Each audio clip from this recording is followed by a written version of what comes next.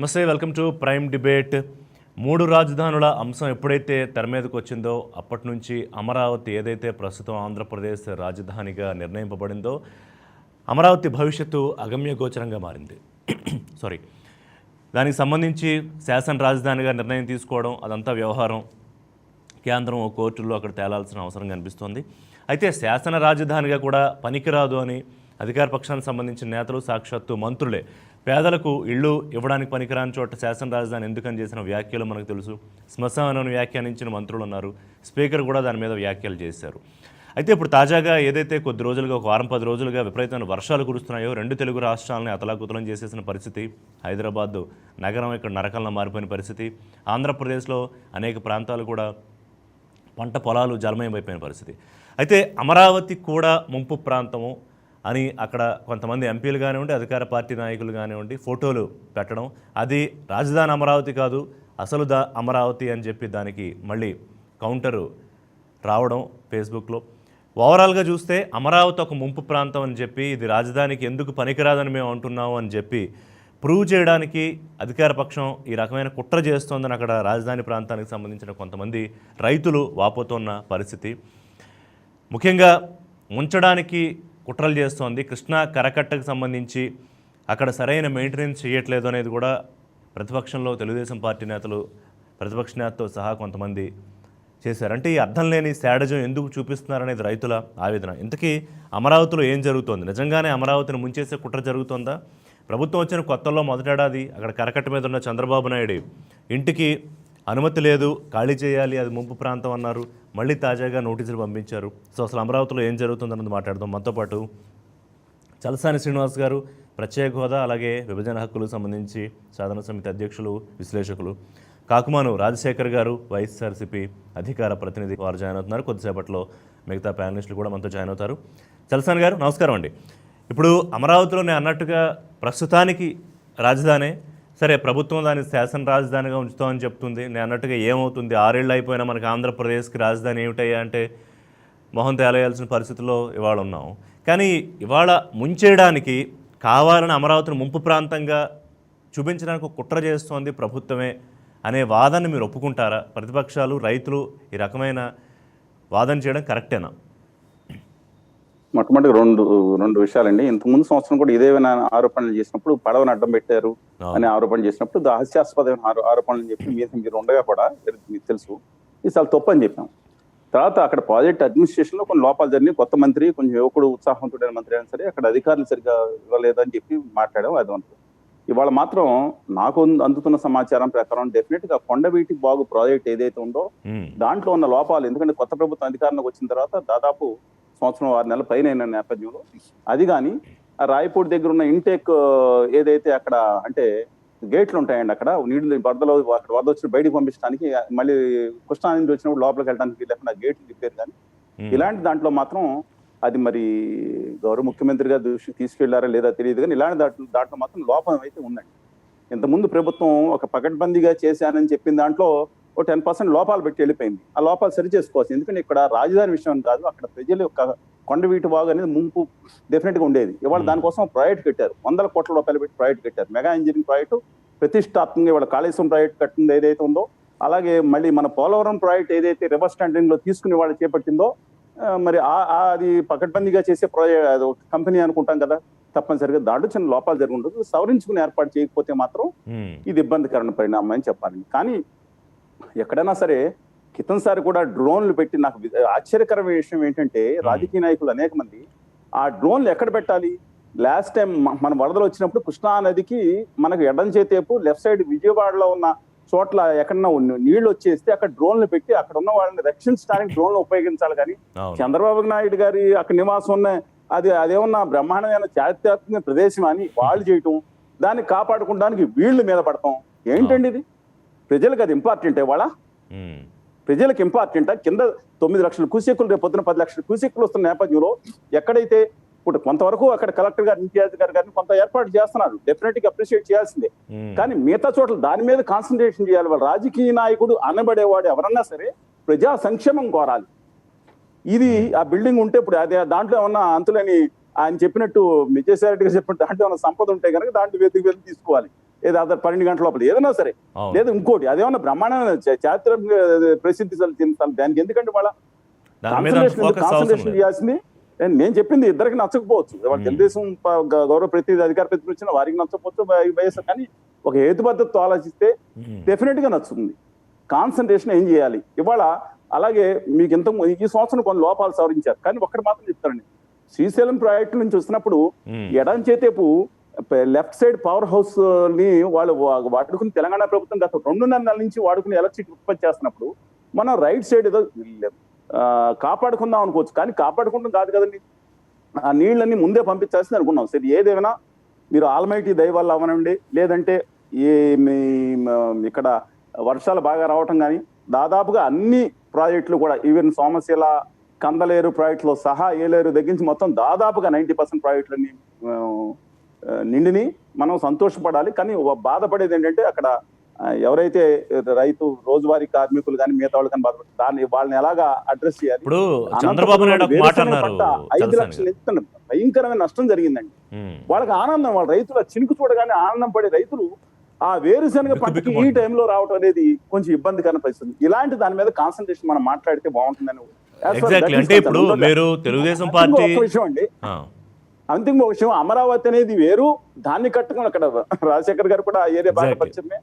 దాన్ని కట్టకం అనేది అమరావతి వేరు, అక్కడికి దాదాపు 20 కిలోమీటర్లు ఉన్న అమరావతి 29 గ్రామాల ప్రాంతం వేరు.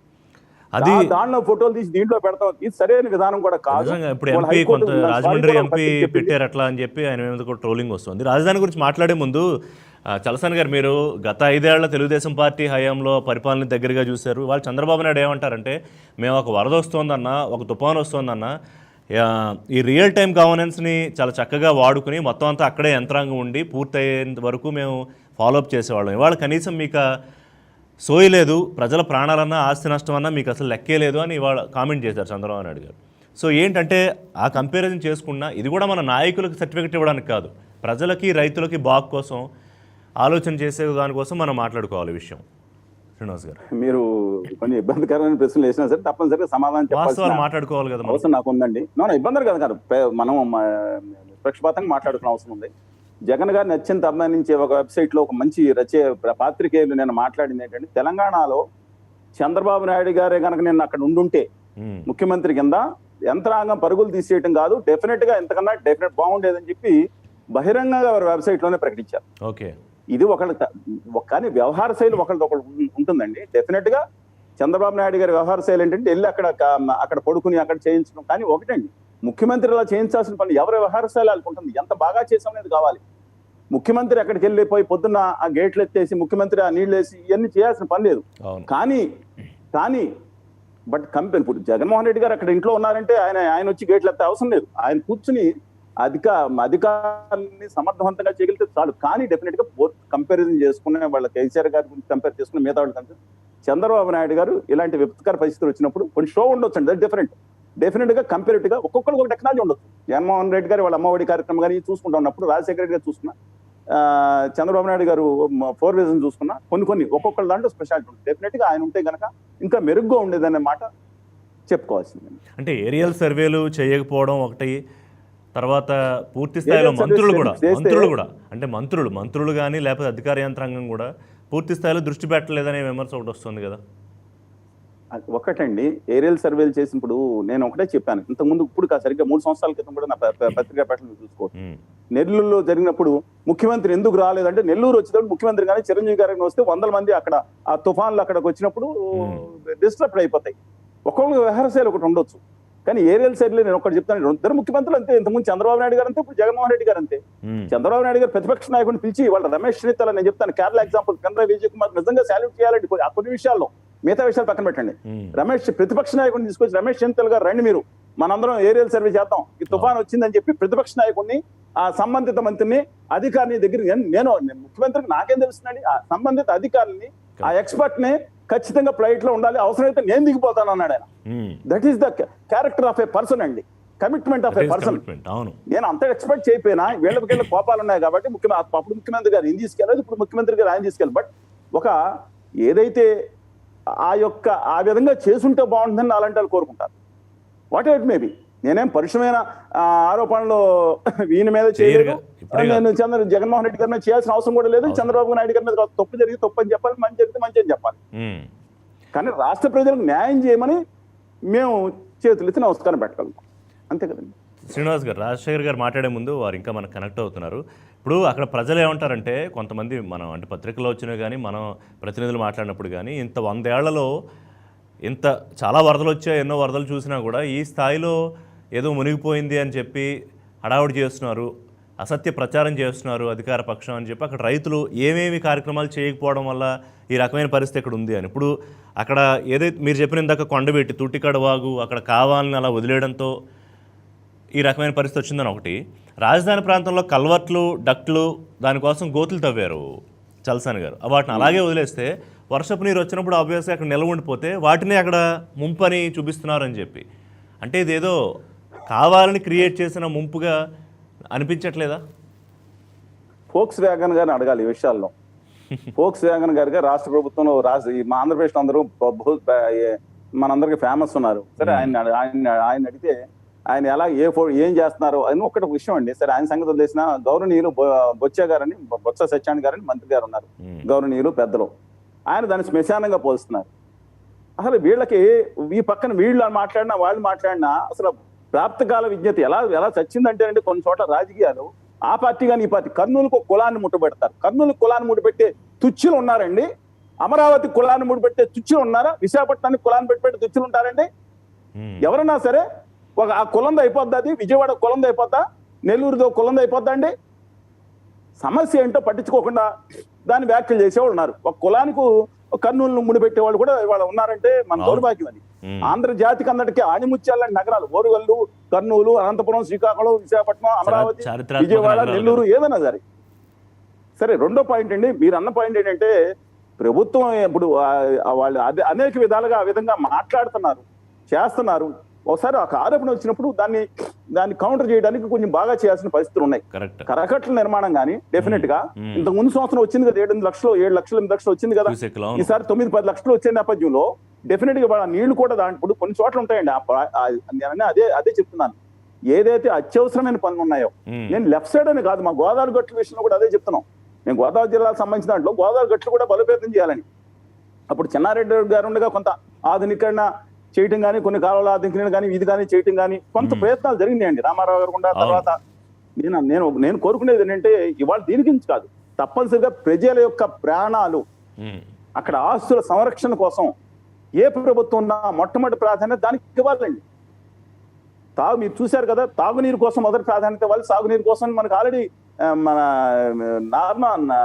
కొన్ని ఉన్నాయి, నార్మ్స్ ఉన్నాయి. అలాగే నా హంబుల్ రిక్వెస్ట్ ఏంటంటే, నేను I don't want make any false allegation against this government or earlier government, what at may be. అక్కడ రైతులను మాత్రం హేళన చేయటం మాత్రం బాధాకరం, చాలా బాధాకరం. ఏ రాజకీయ నాయకుల విమానాలను కార్లు వేసుకుని తిరగాల, స్వాములు కానీ మిగతా వాళ్ళు కానీ, ఫస్ట్ కానీ అబ్సల్యూట్లీ రాంగ్ అండి, అబ్సల్యూట్లీ రాంగ్. ఇది రాజకీయ నాయకులు మాత్రం కార్లు వేసుకుంటారండి, మన మిగతా వాళ్ళు ఎక్కకూడదా? ఎక్కితే రైతులు కాదా? జీవితాంతం వాళ్ళు కట్టుకుని అలాగా చిరిగిపోయిన పంచులు వేసుకుని అక్కడే కూర్చోవాలా? ఏమండి ఇది? వాళ్ళ దృష్టిలో రైతు అంటే చంద్రబాబు నాయుడు గారు చేసిన ఇన్సైడర్ ట్రేడింగ్ ఉంటే ఖచ్చితంగా నిలదీసి దాని మీద చర్యలు తీసుకోవాలి. సింగపూర్ ఒప్పందం ఒక పారదర్శకంగా లేదు, దుర్మార్గంగా ఉందని గట్టిగా నిలదీసిన వాళ్ళం మేము. ఇవాళ ఒప్పందం క్యాన్సిల్ అయిందంటే ఆనందించిన వాళ్ళం. కానీ కొత్త ఒప్పందం కూడా చేసుకోండి, దాన్ని డెవలప్ చేయండి అని కోరుతున్నాం. అప్పుడు మాట్లాడతాం, ఇప్పుడు మాట్లాడతాం. డబుల్ స్టాండర్డ్స్ అయిపోయింది, అబ్సల్యూట్లీ రాంగ్ అండి. ఇప్పుడు నేను అందుకని అనుకుంటున్నాను, ఇప్పుడు మీరు చూపించేది ఏదైతే చిత్రం ఉందో ఇది అమరావతి అంటే దాన్ని కట్టుకోండి, దాన్ని దానికి దీనికి లింక్ చేస్తారు కొంతమంది, దురదృష్టకరం. కానీ ఇప్పుడు ఈ రాయపూడి దగ్గర లింగ మధ్యలో గేట్లు ఒక చోట ఉన్నాయండి, అది కన్నా సరిగ్గా చేయపోయినా ఆ గేట్లోంచి నీళ్ళు వెనక్కి వస్తాయి. రేపు ఎల్లుండో ఈ కృష్ణానది ఏదైతే 9 లక్షల క్యూసెక్ 10 లక్షల క్యూసెక్ వచ్చిందో ఇబ్బందికరమైన పరిస్థితులు వస్తాయి. అది జాగ్రత్తగా రిపేర్ చేసి, ఎక్కువ ఖర్చు కూడా కాదండి. ఎంత ఖర్చు పెడతామండి మనం?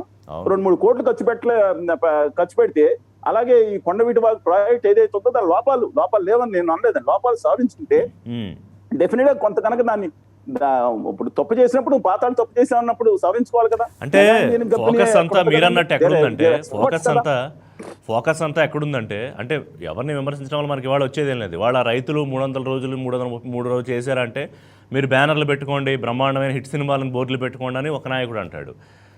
లేకపోతే అక్కడ చంద్రబాబు నాయుడు మీరు అన్నట్టు ఆ ఇల్లు కరకట్ట, ముందు ఆ ఇంట్లోంచి బయటికి రా, నువ్వు అక్కడ కూర్చున్నావు, నువ్వు వెళ్ళాక వానలు పడిపోయి వాళ్ళు ఇంకో మంత్రి అంటారు, ఆయన ఐరన్ లెగ్ అంటారు, కరువు అంటారు, మళ్ళీ వాళ్ళు వానలు పడిపోయారు. మీకు నేను సెంటీమీటర్స్ చెప్పనా మీకు?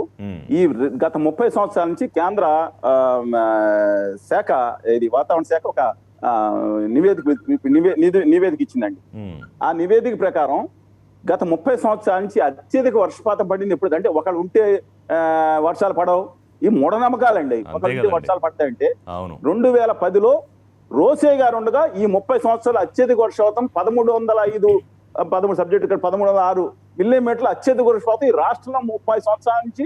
అంటే రోసే గారిది అద్భుతమైన కాలాన్ని చెప్పాలిగా మనం, అంతే కదండి. రెండో విషయం ఏంటంటే, మన ఇది ఇక్కడ ఏది అత్యధికంగా కొన్ని నెలల్లో పోల్చుకుంటే 2000లో చంద్రబాబు నాయుడు గారు అత్యధికంగా వర్షాలు పడినాయి. సౌత్ వెస్ట్ మాన్సూన్ లో ఉండగా రాజశేఖర రెడ్డి గారు 2007లో దాదాపు 600 పైన ఆ సౌత్ వెస్ట్ మాన్సూన్ వల్ల పడింది. And depends upon different person. దీని గురించి అట్రిబ్యూట్ చేయకూడదండి. నా ఉద్దేశం ఏంటంటే, ఒకళ్ళని నాశనం చేయడానికి మనం చూస్తున్నప్పుడు వాళ్ళ మీద విపరీతమైన ముద్రలు వేస్తారు. అలా వేయటం సరిగా ఎక్కడన్నా మనకు శ్రీకాకుళం, అమరావతి, అనంతపురం అంతా మన ప్రజలే కదండి. అంతేగా.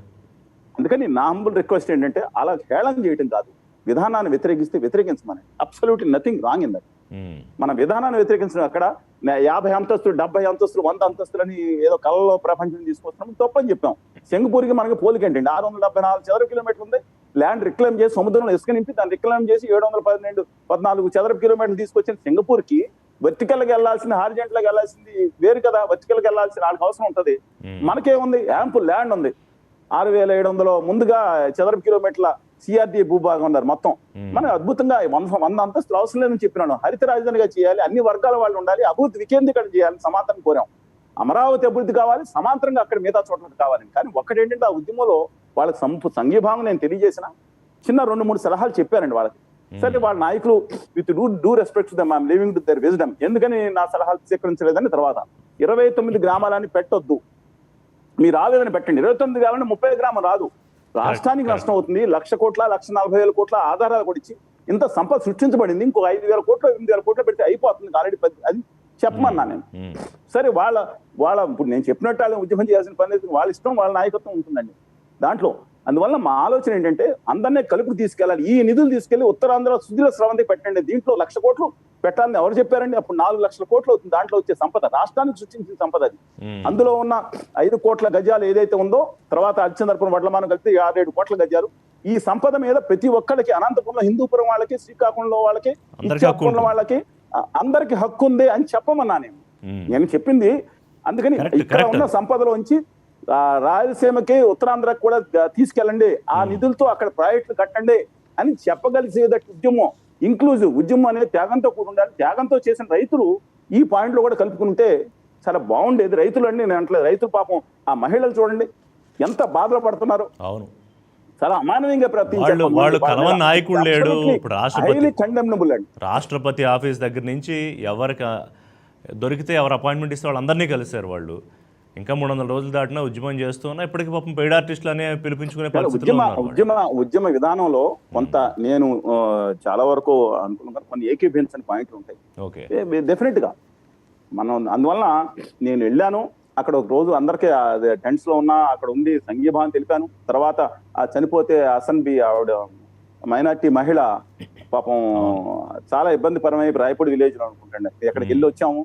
అలాగే ఒక రోజు మౌన దీక్ష గుంటూరులో, అంటే మా ప్రత్యేక హోదా విభజన హామీలతో పాటు అమరావతికి కేంద్రం చేయాల్సింది అనుకుంటే 2 కూడా మౌన దీక్ష సెపరేట్ గా మేము చేయవలసింది చేశాము. ఇవాళ కూడా ఉద్యమం కూడా ప్రత్యేక హోదా విభజన హామీలు దాన్ని ఇప్పుడు చేస్తే కనుకండి అది సమయం కూడా కాదు. మేము ఉద్యమం చేసి రోడ్ల మీద దాని మీద వస్తే జనాలకు మళ్ళీ అంటించినట్టుందని చెప్పి ఆగాను తప్పితే, కొంతమంది విమర్శిస్తా ఉన్నారు తప్పితే ఇంకొకటి కాదు. డెఫినెట్ గా మేము ఉద్యమం ఏ రోజు ఆపలా, మార్చి వరకు. కొన్ని మీడియాలు చూపించకపోతే అది మా బాధ్యత కాదు. కలెక్టరేట్ ముట్టడి ఎవరు చేశారండి? వేలాది మంది విద్యార్థులతో ఇవాళ మేము కలెక్టరేట్స్ ముట్టడి చేస్తే అది మీడియాలో 5% వచ్చి ఉంటుంది, మిగతా 90% చూపించడం. దట్ డజంట్ మేము చేయవచ్చు.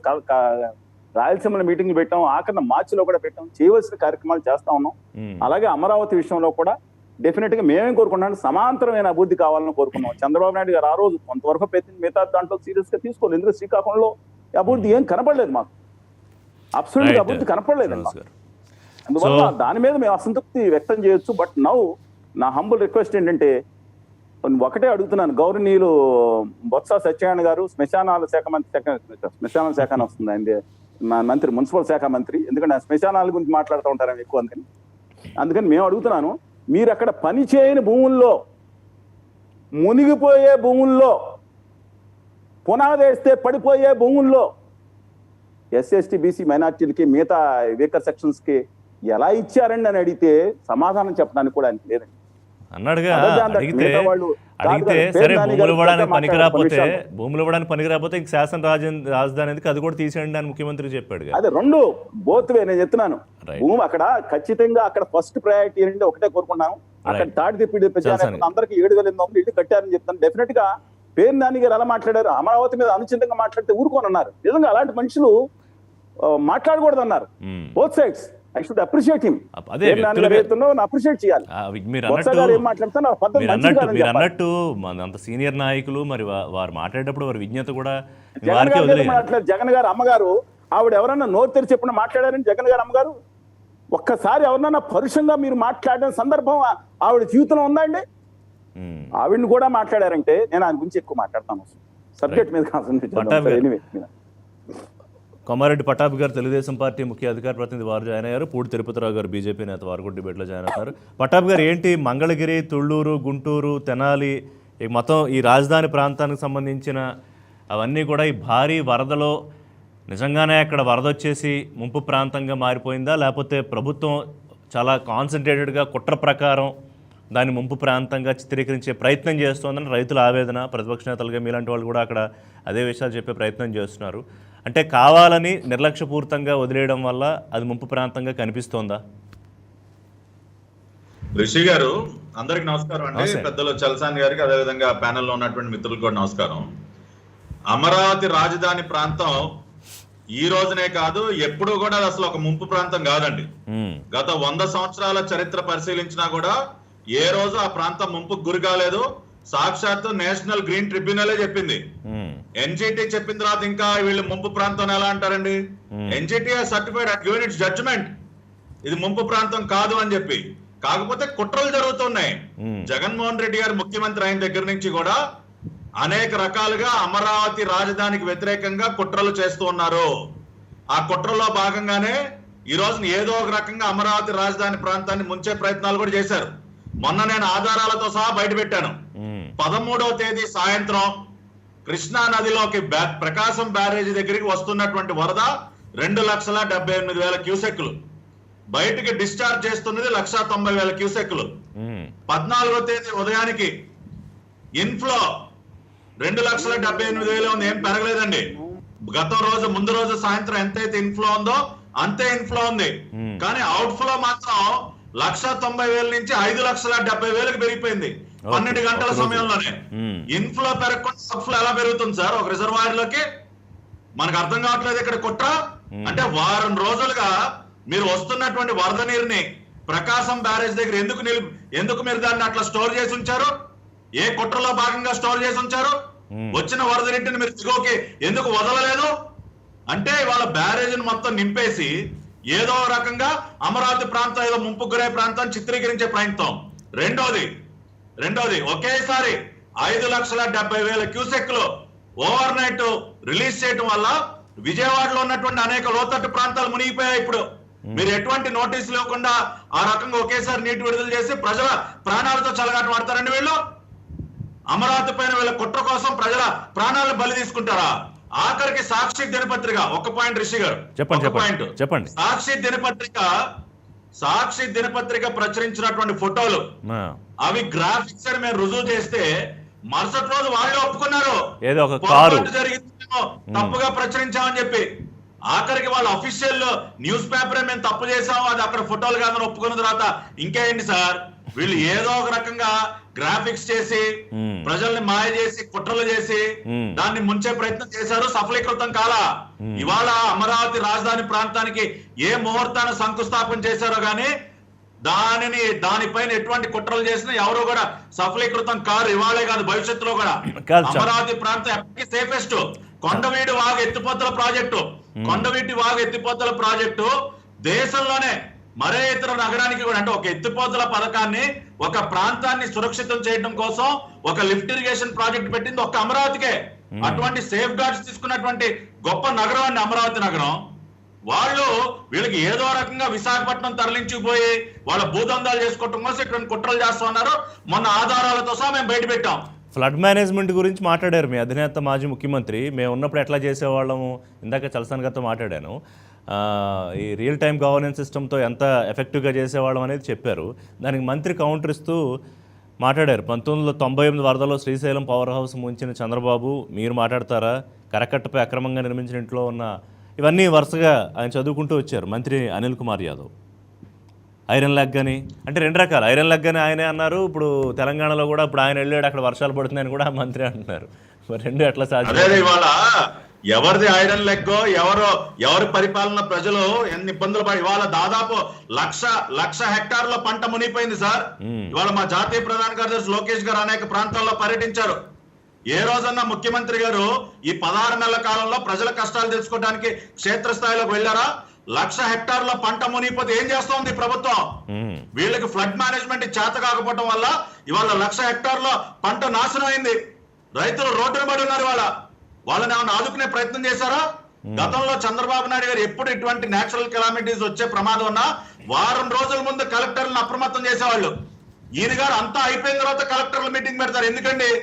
చేతులు కాలేక ఆకులు పట్టుకుంటే ఉపయోగం ఏముంది? మేము ఆ రోజున రియల్ టైం గవర్నెన్స్ సెంటర్ ద్వారా వారం రోజుల ముందు నుంచి రెవెన్యూ శాఖ మొత్తం అన్ని జిల్లా యంత్రాంగాలను అప్రమత్తం చేసి ప్రజల్ని అలర్ట్ చేసి వాళ్ళని అందరినీ కూడా సురక్షిత ప్రాంతాలకు తరలించి పంటలు మునక్కుండా అన్ని రకాలైనటువంటి చర్యలు తీసుకునే వ్యవస్థ మాకు ఉండేది. ఇవాళ రియల్ టైం గవర్నెన్స్ సెంటర్ ఎందుకు వాడట్లేదండి? ఎందుకు దాన్ని మూసేశారు? అది వాళ్ళ అందుబాటులో ఉంటే వాళ్ళు మన రైతుల్ని సకాలంలో వాళ్ళు ఆదుకోవచ్చు కదా. ఇవాళ ఆ రకంగా పూర్తిగా విఫలమైంది ప్రభుత్వం. మీ ప్రభుత్వ హయాంలో ఉపయోగించిన టెక్నాలజీ ఉపయోగించడం కూడా ఇష్టం లేదనుకుంటా బహుశా ఇప్పుడు ముఖ్యమంత్రి గారికి. ఇప్పుడు ఒకటేంటి సార్, ఇవాళ చంద్రబాబు నాయుడు గారు ఏది ప్రారంభించినా దాన్ని నాశనం చేసేయాలి. అది ప్రజావేదిక కూల్చివేత దగ్గర నుంచి మొదలైంది వీళ్ళ విధ్వంసం. ప్రతిదీ నాశనమే కదా సార్. ఇప్పుడు గత ప్రభుత్వాలు, ఇప్పుడు రాజశేఖర రెడ్డి గారు ఉన్నారండి, చంద్రబాబు నాయుడు గారు 2004 ముఖ్యమంత్రి. రాజశేఖర రెడ్డి గారు ఏమన్నా మొత్తం అన్ని ఆపేశారా? ఆ తర్వాత ముఖ్యమంత్రి అయిన తర్వాత? లేదంటే కిరణ్ కుమార్ రెడ్డి గారు కొన్ని పథకాలు ప్రారంభించారు. ఆయన తర్వాత చంద్రబాబు నాయుడు గారు ముఖ్యమంత్రి అయితే మేమన్నా మొత్తం ఆపేసామా? అక్కడ వచ్చిన డిఫరెన్స్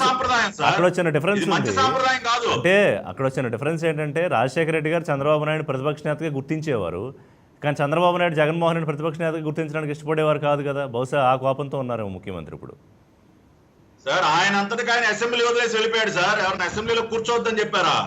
ఇప్పుడు 3 సంవత్సరాలు అసెంబ్లీ వదిలేసి బయట తిరిగిన వ్యక్తి గురించి మనమే మాట్లాడుకుంటాం సార్. ప్రజలు దేనికి ఎన్నుకొని పంపించారు? అసెంబ్లీలో కూర్చుని వాళ్ళ సమస్యలు మాట్లాడమని పంపిస్తే వీళ్ళు గాలికి వదిలేసి మొత్తం రోడ్ల మీద తిరిగారు వీళ్ళు 3 సంవత్సరాలు. వీళ్ళ గురించి ఏం మాట్లాడుకుంటాం సార్ మనం? తిరుపతిరావు గారు, బీజేపీ ఎట్లా చూస్తోంది ఇప్పుడు? అక్కడ రైతులు ఆవేదన చెందుతున్నట్టు, ఇన్నాళ్ళు మాకు ఎప్పుడు వరద వచ్చి మాకేం ఇబ్బంది కాలేదు, ఒకవేళ ఇప్పుడు నీళ్లు వస్తే కనుక ఇది ప్రభుత్వం అధికార పక్షం కుట్రే అనుకోవాల్సి వస్తుంది అనేది అక్కడ గ్రామస్తులు రైతులు అంటున్న విషయం. అక్కడ పనుల కోసం తీసిన గోతులను కూడా పూడ్చకుండా వదిలేయడం వల్ల అందులో వర్షపు నీరు పడడం, అది ముంపు ప్రాంతంగా చిత్రీకరించడం కోసం జరుగుతున్న కుట్ర. ఒక ప్రభుత్వం కావాలని కుట్రపూరితంగా ఇదిగో ఈ ప్రాంతం ముంపు ప్రాంతం అని ఒక కుట్ర చేస్తుందంటారా? అంత కాన్స్పిరసీ బిహేవియర్ ఉంటుందంటారా ఉన్న ప్రభుత్వానికి? అందరికీ నమస్కారం. నమస్కారం అండి. ఈ దురదృష్టం ఏంటంటే 2 తెలుగు రాష్ట్రాల్లో అతివృష్టి మూలంగా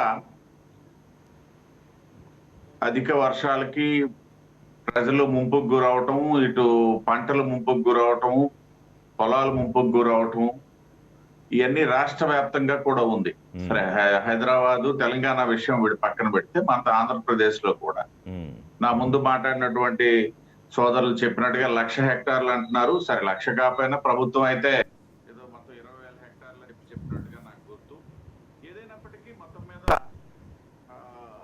మా శ్రీకాకుళం, విజయనగరం జిల్లాల్లో కూడా ఈ సంవత్సరం తక్కువ వర్షపాతం నమోదైనటువంటి నేపథ్యంలో కూడా ఏదైతే ఈ అల్పపీడనం సందర్భంగా ఇక్కడ కూడా భారీ వర్షాలు కురవడం, కొన్ని ప్రాంతాలు ముంపుకు గురవడం కూడా జరిగింది. ఉమ్, రాష్ట్రంలో ఇటువంటి పరిస్థితి ఉండేటప్పుడు సాధారణంగా ఈ ముంపు సంబంధించి ప్రజల ఇబ్బందులు ఏంటి, లేకపోతే అక్కడ పంటలకు సంబంధించి ప్రభుత్వం ఏ విధంగా చేయాలా, వీటి మీద చర్చ జరగాల.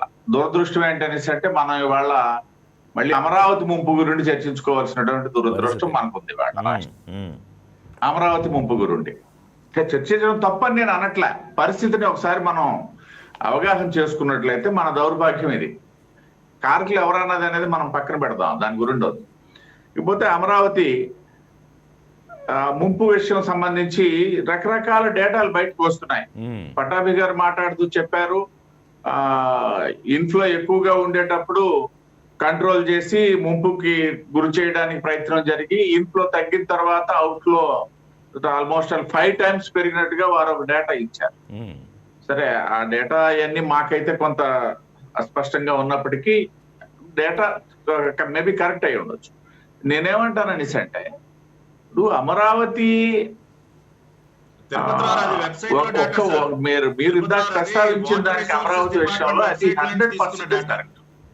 ఒక అమరావతి అనే కాదు, ఇప్పుడున్న ప్రభుత్వం తాలూకు ఆలోచన ఏంటంటే చంద్రబాబు నాయుడు గారి పరిపాలనా ఛాయలు అనేవి ఈ రాష్ట్రం మీద కనబడకూడదు. చంద్రబాబు నాయుడు సంబంధించి పరిపాలనా ఛాయలు ఒక అమరావతిలోనే కాదండి, అది అన్ని దగ్గర పరిస్థితి కూడా అదే పరిస్థితిలో ఉన్నాయి. పరిపాలనా ఛాయలు కనబడకూడదు అన్న ఆలోచనతో వాళ్ళు వెళ్తున్నారు. కరెక్టే, ఆలోచన ఓకే. కానీ ఇప్పుడు అమరావతి న్యాచురల్గా కలామిటీ తోటి అక్కడ ఇబ్బంది వచ్చి మునిగిపోతే అది ఒక రకమైన వ్యవహారం. కానీ ఇప్పుడు అట్లా కాదు, కావాలని చేస్తున్న వ్యవహారంగా ఇప్పుడు విమర్శలు వస్తున్నాయి కదా, అది చాలా పెద్ద ఇట్స్ రాంగ్ ప్రాక్టీస్ అవుతుంది కదా తిరుపతిరావు గారు, ఒకవేళ నిజమైతే కనుక. అదే నిజమైనట్టయితే అదైతే దుర్మార్గపు చర్య అండి. ఎందుకంటే ఈ నంది పంది కథలాగా ఉంటది అనమాట.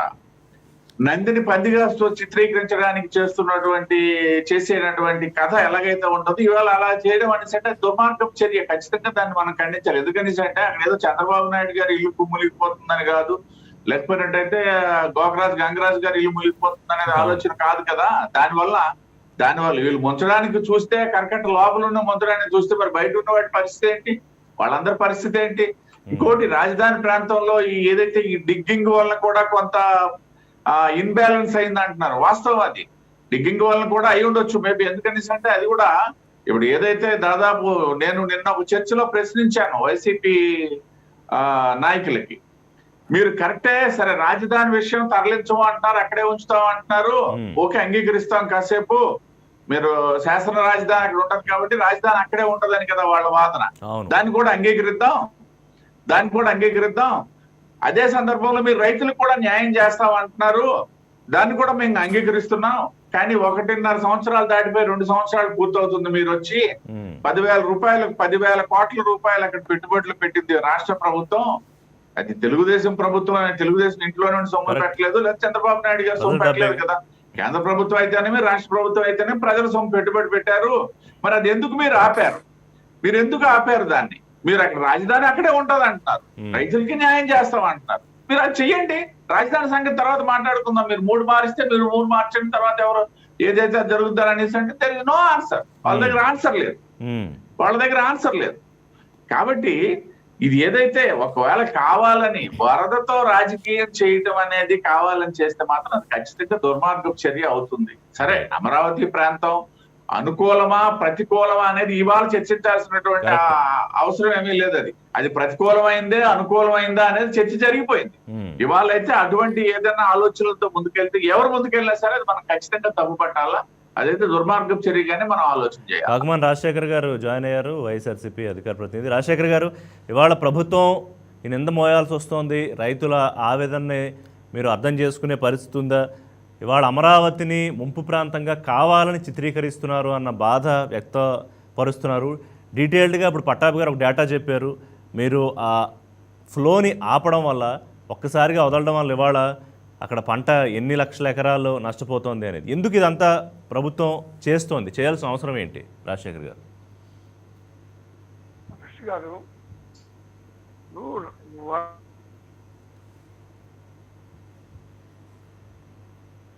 రాజశేఖర్ గారు రాజశేఖర్ మీ ఆడియో రావట్లేదు, ఒక 1 minute మళ్ళీ తీసుకుంటాం మిమ్మల్ని, మీ ఆడియో ఒకసారి చెక్ చేసుకుని. రాజశేఖర్ గారు మాట్లాడండి. ఇప్పుడు దీని ప్రతిదాన్ని రాజకీయం చేయడం అనేటువంటిది సరైనటువంటి విధానం కాదు సార్. ఈ ప్రతిపక్షాలు అయిందానికి కాని దానికి ప్రభుత్వం మీద బురద చల్లాలనేటువంటి ప్రయత్నం తప్పితే ఇంకేముంటుందండి? ఇప్పుడు వరదలకు సంబంధించి మేము రావాలని కోరుకుంటామా, లేదా ఇళ్ళు మునిగిపోవాలని కోరుకుంటామా? రాజధాని అనేటువంటిది నిర్ణయం జరిగిపోయింది. వరద వచ్చినా రాకపోయినా ఎగ్జిక్యూటివ్ క్యాపిటల్ అనేటువంటిది విశాఖపట్నంలో ఉంటది. అదే అంటే అమరావతి అనేది ఎందుకు రాజధానిగా మేము పనికిరాదని చెప్పాము. ఇప్పుడు గతంలో మంత్రి బొత్స ఇందాక శ్రీనివాస్ గారు గుర్తు చేసినట్టు శ్మశానం ఒకసారి అన్నారు, అక్కడ ఎంత లోతుకి వెయ్యాలి, ఎన్ని లక్షల పెట్టుబడి ఎక్కువైపోతుంది, ఎన్ని కోట్ల పెట్టుబడి ఎక్కువవుతుంది అని చెప్పారు. సో అంటే వాటిని ప్రూవ్ చేయడానికి ఇప్పుడు ఈ కార్యక్రమాలు చేస్తున్నారని కదా వాదన. లేదు సార్, వాళ్ళు రాజకీయంగా ఎన్నైనా మాట్లాడతారు కాబట్టి దాన్ని విశ్వసనీయతగా లేనటువంటి మాటలు, వాళ్ళు మాట్లాడేటువంటి మాటలే రాజకీయ లబ్ధి పొందాలని ప్రభుత్వం మీద ఒక కుట్రపూరితంగా మాట్లాడుతున్నటువంటి మాటలు. రైతుల పక్షాన మేమున్నామో వాళ్ళు ఉన్నామండి. రైతుల పక్షాన నిలబడింది మేము. రైతుల సంక్షేమం కోసం అనేకమైనటువంటి పథకాలు చేపడుతుంది మేము. రైతులను మోసం చేసి సంక్షేమ పథకాలు అక్కడ 300 రోజుల నుంచి అంతమంది రైతులు మహిళలు అక్కడ టెంట్లు వేసుకుని వాళ్ళు రాజధానిలో పోరాటం చేస్తూ ఉంటే ఒక్కసారి వెళ్ళారా రాజశేఖర్ గారు? ఎవరైనా ఒక ఎమ్మెల్యే వెళ్ళారా, ఒక మంత్రి వెళ్ళారా వాళ్ళ దగ్గరికి? సార్ మా ఎమ్మెల్యేలు ఎంపీలు అక్కడ వాళ్ళు దాడులు చేస్తున్నటువంటి పరిస్థితి స్పష్టంగా చూస్తున్నాం కదండి. అక్కడ రాజధాని ప్రాంతంలో ఏం జరుగుతుంది? ఒక మాఫియా అలాగా తయారైపోయింది. అక్కడ రైతులు అసలే రైతులు లేరండి. రైతులు కొద్దిమంది ఉంటే ఈ మాఫియా తెలుగుదేశం పార్టీ నాయకులు లేదా బినామీలు ఎవరైతే భూములు కొన్నారో వాళ్ళ ఆధ్వర్యంలో జరుగుతున్నటువంటి వ్యవహారం అక్కడ. కానీ ఏది ఏమైనా సో ఇప్పుడు అమరావతిని ముంచడం అనేది తెలుగుదేశం పార్టీ బినామీలో మాఫియా, మీరు అంటున్న మాఫియాకు గుణపాఠం చెప్పడానికి చేస్తున్న కార్యక్రమం గారు. ఇప్పుడు రాజధాని అనేటువంటిది ఎగ్జిక్యూటివ్ రాజధాని. తుఫాను వచ్చినా వరద వచ్చినా రాకపోయినా అది విశాఖపట్నంలో ఒక నిర్ణయం జరిగిపోయింది సార్. దాని గురించి దానికి అసలు సంబంధమే లేదు. ఏదో వీళ్ళు అనవసరంగా దీన్ని ఒక రాజకీయమైనటువంటి కుట్రగా చేయడానికి తప్పితే, లేదు దాన్ని రాజకీయంగా వినియోగించుకోవాలని వీళ్ళు మాట్లాడటం తప్పితే వీళ్ళ దాంట్లో అర్థం ఏమైనా ఉందండి? మేము ఆల్రెడీ నిర్ణయం అయిపోయింది. విశాఖపట్నం ప్రధాని ప్రకటించడం కూడా జరిగింది. కొత్తగా నీళ్ళని తీసుకొచ్చి ఆడ వరద అని చెప్పి ఆడికి తీసుకెళ్లే ఆలోచన మాకేం లేదు. మేము ఆల్రెడీ డిసైడ్ చేసి చెప్పేశాం కదా సార్ దాని విషయం. ఇప్పుడు మాట్లాడటం ఎందుకు? వాళ్ళు ఇప్పుడు ప్రతిపక్షాలు తెలుగుదేశమో బీజేపీయో చలసాని గారు నేను అంటే వదిలేద్దాం, రైతులు వాళ్ళు అక్కడ రైతులు వాళ్ళు ఎందుకు ఇది మునిగిపోయింది వాళ్ళు అనేది వాళ్ళు క్లియర్గా చెప్తున్నారు కదా. కరకట్టతో అక్కడ మెయింటెనెన్స్ సరిగ్గా చేయకపోవడం, తర్వాత ఈ గోతులు ఏవైతే ఉన్నాయో వాటిని తీసి వదిలేసి వాటిని ఫిల్ చేయకపోవడం వల్ల అందులో నీళ్లు వచ్చి చేరిపోవడము, తర్వాత ఎత్తిపోతలు ఆపేయడం, వీటన్నిటికీ కొండవీటి వాగుకు సంబంధించి తూటిగాడ వాగు కావాలని వదిలేయడము, ఈ రకాల కారణాలన్నీ ఒక 7-8 కారణాలు అక్కడ రైతులు చెప్తున్నారుగా. పోనీ అది కూడా ప్రతిపక్షాలు చెప్పిస్తున్నాయా వాళ్ళతో? సార్ అక్కడ ఉన్న రైతులు ఎవరండి? చంద్రబాబు నాయుడు గారు సంబంధించిన తెలుగుదేశం పార్టీకి సంబంధించినటువంటి వాళ్ళు. అక్కడ వాళ్ళ ఎజెండా కూడా తెలుగుదేశం పార్టీని అది నడిపిస్తుంది ఎవరండి? తెలుగుదేశం పార్టీ నాయకులే. రైతులకి అక్కడ ఎవరండి డబ్బు పెడుతుంది? ఎవరు? అంటే మొత్తం రైతులందరినీ తెలుగుదేశం పార్టీ ఖాతాలో వేసారా? చలసాని గారు పటాబ్ గారు మాట్లాడే ముందు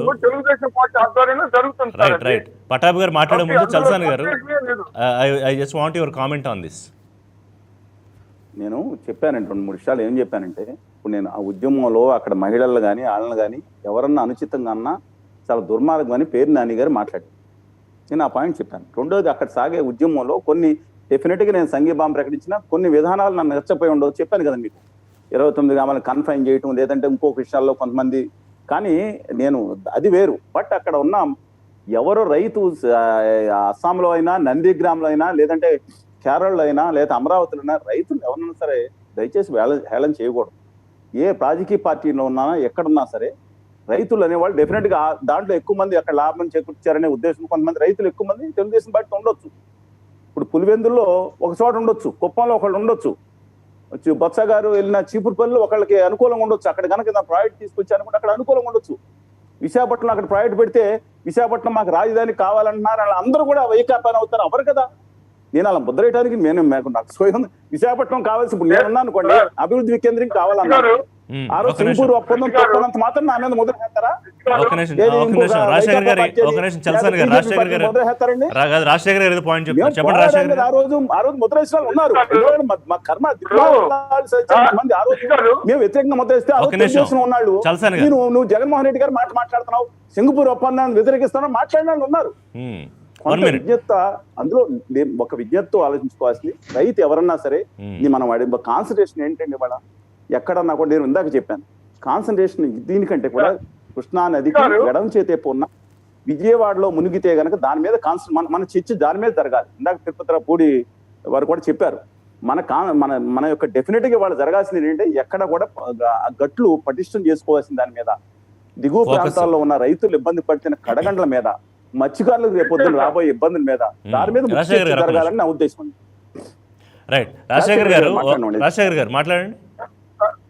సార్ ఇప్పుడు ఏ పార్టీ వాళ్ళు ఉన్నారో ఏ పార్టీ వాళ్ళు లేరు అనేటువంటిది ముందు ఇమ్మెటీరియల్ సార్. ప్రభుత్వం ఒక నిర్ణయం తీసుకుంది, 3 ప్రాంతాలు కూడా అభివృద్ధి చెందాలి అని ఒక నిర్ణయం తీసుకుంటారు. అది నిర్ణయానికి అనుగుణంగా మేము పోతా ఉన్నాము.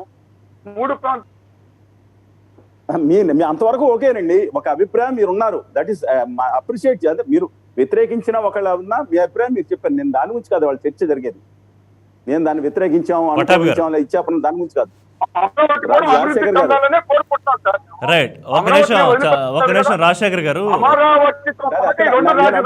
ఎందుకు మారుస్తారో చెప్పగలుగుతారా? కాదు వాళ్ళ అవుట్ ఆఫ్ కంటెస్ట్ అనుకోకపోతే రాజశేఖర్ గారు చాలా రోజుల దగ్గర కలిసాము. నేను ఒక విషయం మిగతా ఇద్దరు పెద్దల కొనుగోలు అనుమతిస్తే, మీ రాజకర్త మన ఋషి గారు అనుమతిస్తే కొన్ని 2-3 చిన్న సందేహాలు ఉన్నాయి, మీరు గనక తీరుస్తానంటే నేను రాజశేఖర్ గారు మీరు కూడా పెద్ద కూడా ఒక 2 నిమిషాలు మాట్లాడమంటారు. రాజశేఖర్ గారు చెప్పండి సార్. రాజశేఖర్ గారు మీరు అధికార పార్టీలో ఉన్నారు కాబట్టి మాట్లాడమంటారా? అడగొచ్చా? అడగండి. సరే వదిలేండి.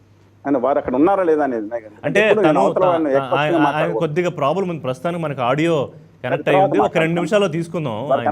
ఇలా పటాబ్ గారు ఒక నిమిషం, పటాబ్ గారు ఆయన ఏమంటారంటే, ఏది ఇప్పుడు ఎందుకు మాకు అవసరం ఏంటి, కుట్రలు చేయాల్సిన అవసరం ఏంటి, ఇదంతా దీని మీద ఫోకస్ చేయాల్సిన అవసరం ఏంటి, డెసిషన్ ఎనీవే అయిపోయింది ఎగ్జిక్యూటివ్ క్యాపిటల్ విశాఖపట్నం అని, దానికోసం మేము దీని మీద మళ్ళీ పెద్ద కుట్రలు చేయాల్సిన అవసరం ఏంటి, పాయింట్ నెంబర్ 1. పాయింట్ నెంబర్ 2, అసలు అక్కడ రైతులు ఎవరండి? రైతులంతా రైతులన్నీ ముసుగులో మొత్తం చంద్రబాబు నాయుడు స్పాన్సర్డ్ ఉద్యమమే కదా అక్కడ నడుస్తుంది అనేది 2 పాయింట్లు ఆయన అన్నది. ఇప్పుడు డెసిషన్ అయిపోవటానికి వీళ్ళు ఎవరిని అడిగి తీసుకున్నారని డెసిషన్ ప్రజలకు ఏం చెప్పారు, ఎలక్షన్స్ ముందు ఏం చెప్పారు, ఇప్పుడు ఏం చేస్తా ఉన్నారు? వీళ్ళకి భయం మొదలైంది. రిషి గారు 300 రోజులు పూర్తయినా కూడా రైతులు 300 రోజులు పూర్తయినా కూడా ఇంకా రైతులు పట్టుదలతో చేస్తున్నటువంటి ఉద్యమాన్ని చూసి వీళ్ళకి వణుకు మొదలైంది. అందుకనే కదా ఈ కుట్రలన్నీ. వీళ్ళు ఇష్టమైన ఏంటి, వైజాగ్ తీసుకెళ్లిపోతాం అంటే వీళ్ళు ఏం చెప్పారు గతంలో, ఇప్పుడు ఏం చేస్తా ఉన్నారు, ప్రజలు నిలదీస్తూ ఉన్నారు. దానిలో భాగంగానే ఇప్పుడు దానికి సమాధానం చెప్పుకోలేక ఏదో ఒక రకంగా ఇదేదో ఈ పనికిరాని ప్రాంతం ఇది, ముంపు గురయ్యే ప్రాంతం ఇది అని చెప్పి క్రియేట్ చేసే ప్రయత్నంలో భాగంగానే కుట్రలు చేస్తా ఉన్నారు.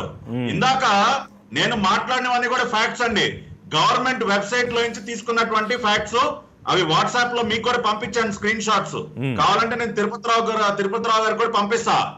స్టేట్ వాటర్ రిసోర్సెస్ డిపార్ట్మెంట్ వాళ్ళ ఫిగర్స్ నేను చదివి వినిపించాను ఇందాక. కాబట్టి వీళ్ళు 100% ఒక కుట్రలో భాగంగానే ఇవన్నీ కూడా చేస్తున్నారు. వీళ్ళకి అభివృద్ధి వికేంద్రీకరణ చేతగాక గత 5 సంవత్సరాల కాలంలో నిజమైనటువంటి అభివృద్ధి వికేంద్రీకరణ ఏ విధంగా ఉంటుందో మేము చేసి చూపించాం. ఉత్తరాంధ్ర జిల్లాలో గాని రాయలసీమ జిల్లాలో గాని మీరేం చేశారు? ఈ 16 నెలల కాలంలో ఒక్క పరిశ్రమను తీసుకొచ్చారా? ఏది తీసుకురాకుండా మీకు అది చేతగాక ప్రాంతాల మధ్య చిచ్చు పెట్టి రాజకీయ లబ్ధి పొందే ప్రయత్నం చేస్తా ఉన్నారు. ఇక రెండోది, వీళ్ళు మనం ముంపు గురించి మాట్లాడుకుంటున్నాం కాబట్టి నిజమైన ముంపు ఎక్కడ ఉందంటే వాళ్ళ నిజమైన ముంపు పేదవాడికి ఇచ్చేటటువంటి ఇళ్ల పట్టాల్లో ఉంది ముంపు. అక్కడికి వెళ్ళి చూడమనండి. పేకల లోతు నీటిలో మునిగిపోయాయి ఇవాళ పేదవాడికి ఇవ్వాలనుకున్నటువంటి ఇళ్ల స్థలాలన్నీ. ఇవాళ ధైర్యం అంటే వాళ్ళ సాక్షి చెప్పండి. ఏ ప్రాంతంలో పేదవాడి ఇళ్ల పట్టాల పేరుతో ఏ ప్రాంతంలో గురయ్యే ప్రాంతాలని వేల కోట్ల రూపాయలకి దిగమింగి వేల కోట్ల రూపాయలు జేబులో వేసుకుని ఇవాళ ముంపు గురయ్యే ప్రాంతాలు ఇళ్ల పట్టాలు వేస్తారా? నిజంగా కనుక రిషి గారు ఒక్క నిమిషం వాళ్ళ వీళ్ళు ముందుగా అనుకున్న ప్రకారమే ఫిబ్రవరిలోనో మార్చిలో కనుక ఇళ్ల పట్టాలు ఇచ్చేసి ఉంటే అక్కడ కనుక పేదవాళ్ళు ఒక చిన్న ఇల్లు కట్టుకుని ఉంటే ఇవాళ పరిస్థితి ఏంటి సార్? మొత్తం కొట్టుకుపోయేది. పేదవాడి వాళ్ళ మొత్తం కూడా నిండా మునిగిపోయేటటువంటి పరిస్థితి. వాళ్ళ ముంపు గురించి మాట్లాడతారా? రాజశేఖర్ గారు సార్, రిషి గారు మాట్లాడండి. రాజశేఖర్ గారు, పేదవాళ్ళకి పట్టాలు ఇస్తుంది రాజధాని ప్రాంతంలోనే సార్. 55,000 మంది పేదవాళ్ళకి పట్టాలు ఇస్తుంది రాజధాని ప్రాంతం. అది కూడా మునిగిపోయిన వారికి చెప్పండి. రాష్ట్రం మొత్తం మీద ఇస్తున్నారు. కాదు అలా కాదు, మొత్తం ఓన్లీ రాజధాని. ఒక నిమిషం కాదు, ఇప్పుడు రాజశేఖర్ గారు ఒక నిమిషం రాజశేఖర్ గారు పట్టాభి గారు ఏమంటారంటే, మీరు ఎక్కడైతే పేదలకు ఇస్తున్నారో ఒకవేళ వాళ్ళకి ఇచ్చుంటే పొరపాటున ముందే ఈ పార్టీకి కొట్టుకుపోయేవి మీరు ఇచ్చే చోట అంటే అక్కడ అవినీతి ఆస్పెక్ట్ కూడా తీసుకొచ్చారు. అదొక డిబేటబుల్ పాయింట్. అయితే ఇప్పుడు మీరు ఏమంటారు? అమరావతి ప్రాంతంలో మునిగిపోయే ముంపు ప్రాంతంలో 55,000 మందికి ఇస్తున్నామనా, లేకపోతే రాష్ట్ర వ్యాప్తంగా ఎంత అటువంటి పరిస్థితి ఉందనా? రిషి గారు, రాజధానికి వాళ్ళు ఒప్పుకుంటే 1,00,000 ప్లాట్లు ఇవ్వండి. మేము కూడా రైతులు కూడా ఆల్రెడీ అగ్రీ అయ్యారు. మీరు అమరావతిలోనే రాజధాని కొనసాగిస్తామని చెప్పండి. 50,000 కాదు 1,00,000 ఇస్తాం ప్లాట్లు. తెలుగుదేశం పార్టీ కూడా దానికి మద్దతు పలుకుతుంది. రాజశేఖర్ గారు, అవును రిషుడు, వీళ్ళు మద్దతు ఇస్తారు. ఎందుకు? వీళ్ళ భూములు రేట్లు పెరుగుతాయిగా అక్కడ ఉంటే. వీళ్ళకి కావాల్సింది ఏంటండి, వీళ్ళ బినామీలకి భూములు రేట్లు పెరగాలో వీళ్ళు కోట్లు సంపాదించాలా? పేదవాడి కోసం ప్రేమ కాదు వీళ్ళకి. పేదవాడికి ప్రేమ ఉంటే 55,000 ఎందుకు అడ్డుపడతారండి వీళ్ళు? ఎందుకు కోర్టుకెళ్తారు చెప్పండి? వీళ్ళకి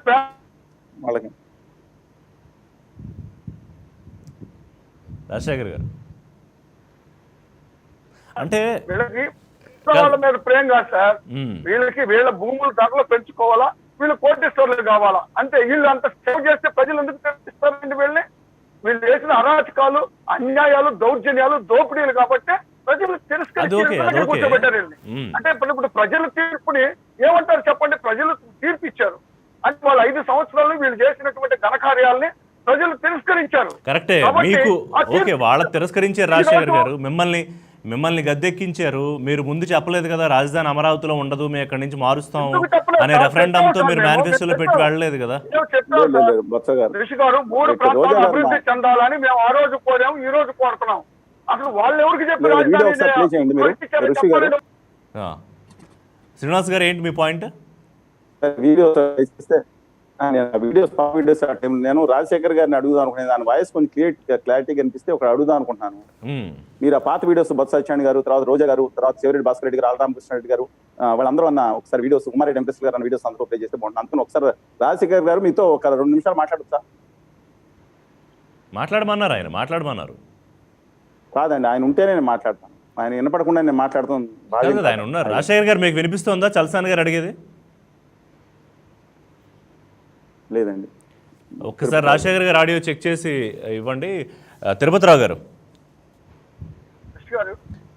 రాజశేఖర్ గారు వినిపిస్తుందా?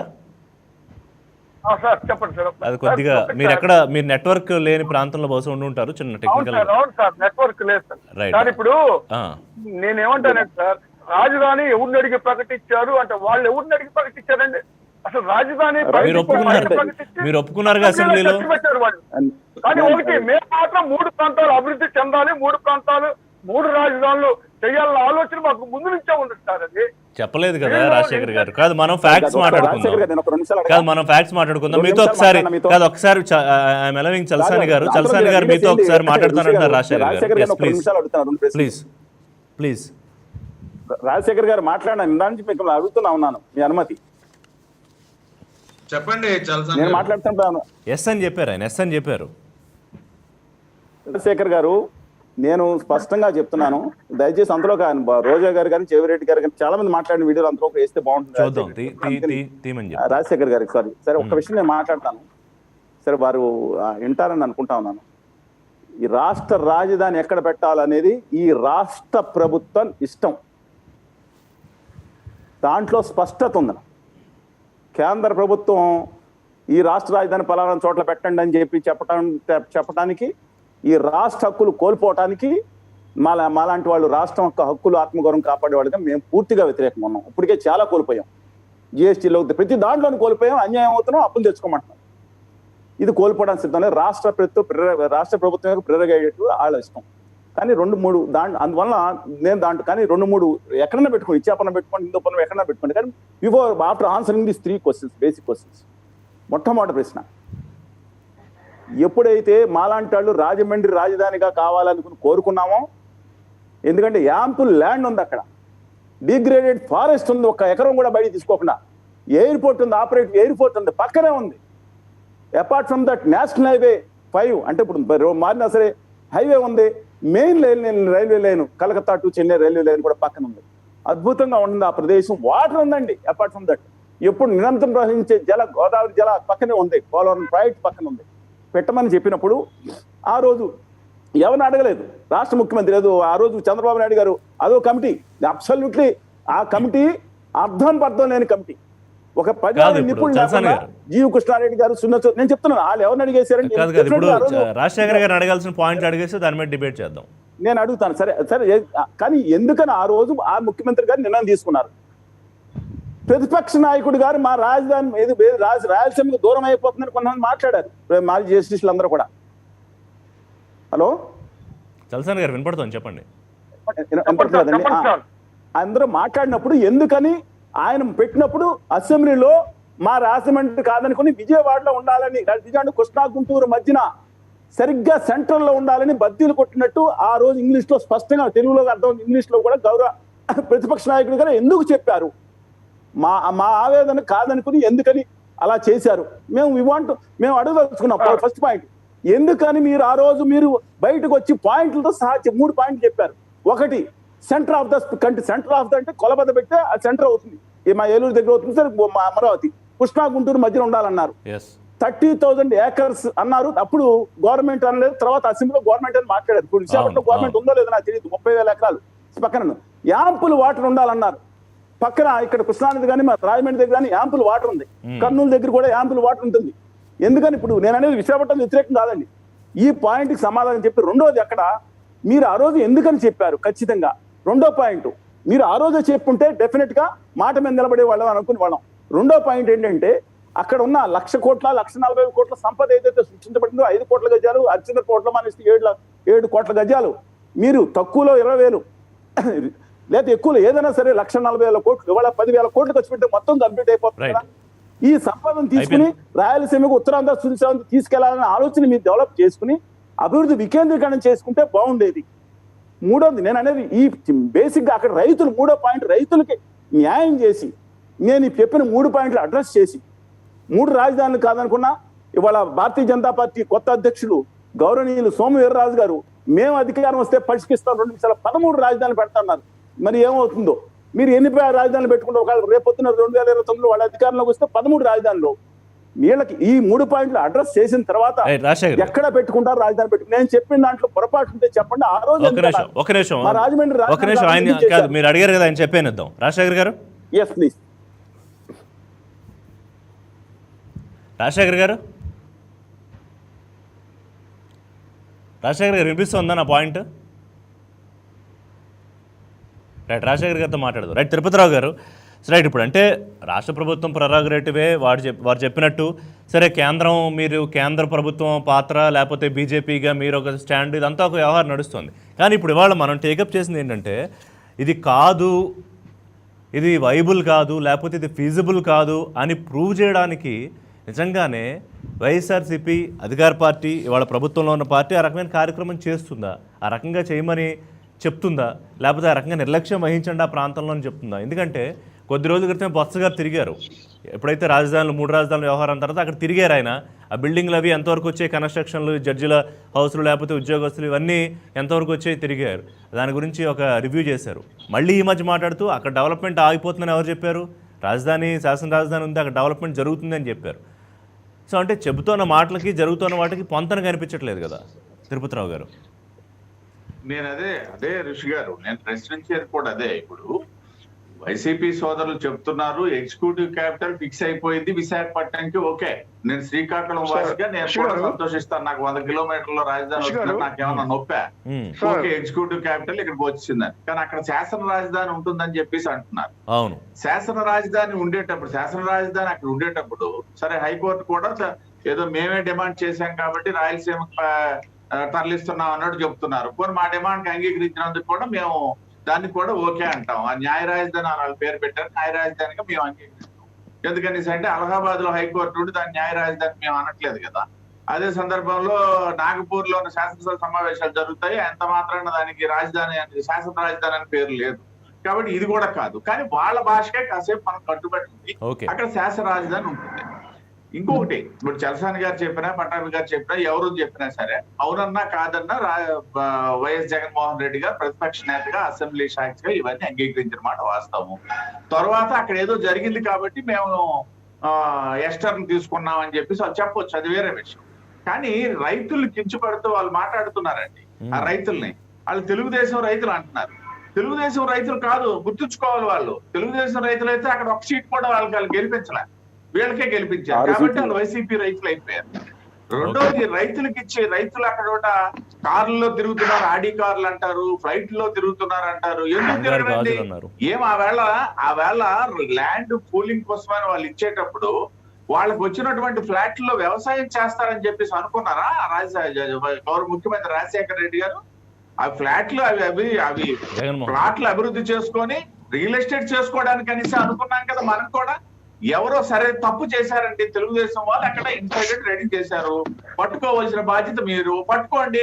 అందరూ ఉన్నారా? మీరు చెప్పిన దాని ప్రకారం కూడా అవుట్ ఆఫ్ 33,000 ఏకర్స్ లో 4,000 ఎకరాలు ఇన్సైడర్ ట్రేడింగ్ జరిగినాయని చెప్పేసి మీరు సిబిఐకి ఇమ్మన్నారు. సరే, కోర్టులో సిబిఐ వద్దన్నది ఇవన్నీ మనం పక్కన పెడతాం.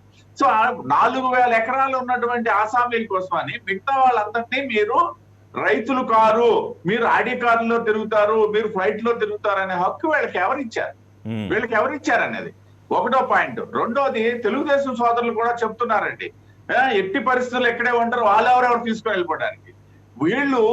వీళ్ళు ఉద్యమం సంబంధించి యాక్చువల్ గా అమరావతి ఉద్యమం జరగాల్సింది ఏంటంటే ఆంధ్రప్రదేశ్ మొత్తానికి రాజధాని ఉద్యమంగా 13 జిల్లాల్లో టేకప్ చేయాలా. కానీ మొన్న జరిగినటువంటి 300 రోజులు అయిన సందర్భంగా అట్టహాసంగా మేము అవి చేస్తాం అన్నటువంటి తెలుగుదేశం సోదరులు మా ఉత్తరాంధ్ర జిల్లాల్లో, పర్టికులర్ గా మా శ్రీకాకుళం జిల్లాలో ప్రస్తుత అధ్యక్షుడు కళా వెంకట్రావు గారు, రేపు కాబోయే అధ్యక్షులు అని చెప్పేసి ప్రచారం జరుగుతుంది. మంచిదే. మా సోదరుడు అచ్చెన్నాయుడు గారు, వీళ్ళిద్దరూ ఎందుకు ఉద్యమంలో ఎక్కడా పాల్గొలేదు అంటే ఏం సమాధానం ఇవ్వదలుచుకున్నారు? ఉత్తరాంధ్రలో మీరు ఒక రాజకీయం చేస్తారా? కోస్తాంధ్రలో ఒక రాజకీయం చేస్తారా? రాయలసీమలో ఒక రాజకీయం చేస్తారా? దీనికి ఏం సమాధానం చెప్తారండి? అంటే ఇప్పుడు మీరు చెప్తోంది తిరుపతి గారు మీరు చెప్తోంది ఎలా ఉందంటే తెలంగాణ ఆంధ్రప్రదేశ్ విషయంలో 2 కళ్ళ సిద్ధాంతం తెలుగుదేశం పార్టీ ఎట్లా అవలంబించిందో అలా ఉత్తరాంధ్రకు రాజకీయం, అమరావతిలో రాజకీయం చేస్తోందా పట్టాభి గారు? నేను చెప్పేది అదే. ఆ వేళ 2 కళ్ళ సిద్ధాంతంతోనే వాళ్ళు ఫెయిల్ అయ్యారు. ఈ వేళ కూడా ఈ ఉద్యమం అందువల్లనే ఫెయిల్ అవుతున్నారు. పట్టాభి గారు ఒప్పుకుంటారా? ఈ 2 కళ్ళ సిద్ధాంతం నేను అడిగిన సమాధానం చెప్పండి. కళా వెంకట్రావు గారు ఎందుకు ఎక్కడ పాల్గొన్నారు, ఎందుకు పాల్గొలేదు? అచ్చెన్నాయుడు గారు ఎక్కడ పాల్గొన్నారు, ఎందుకు పాల్గొన్నారు? పట్టాభి గారు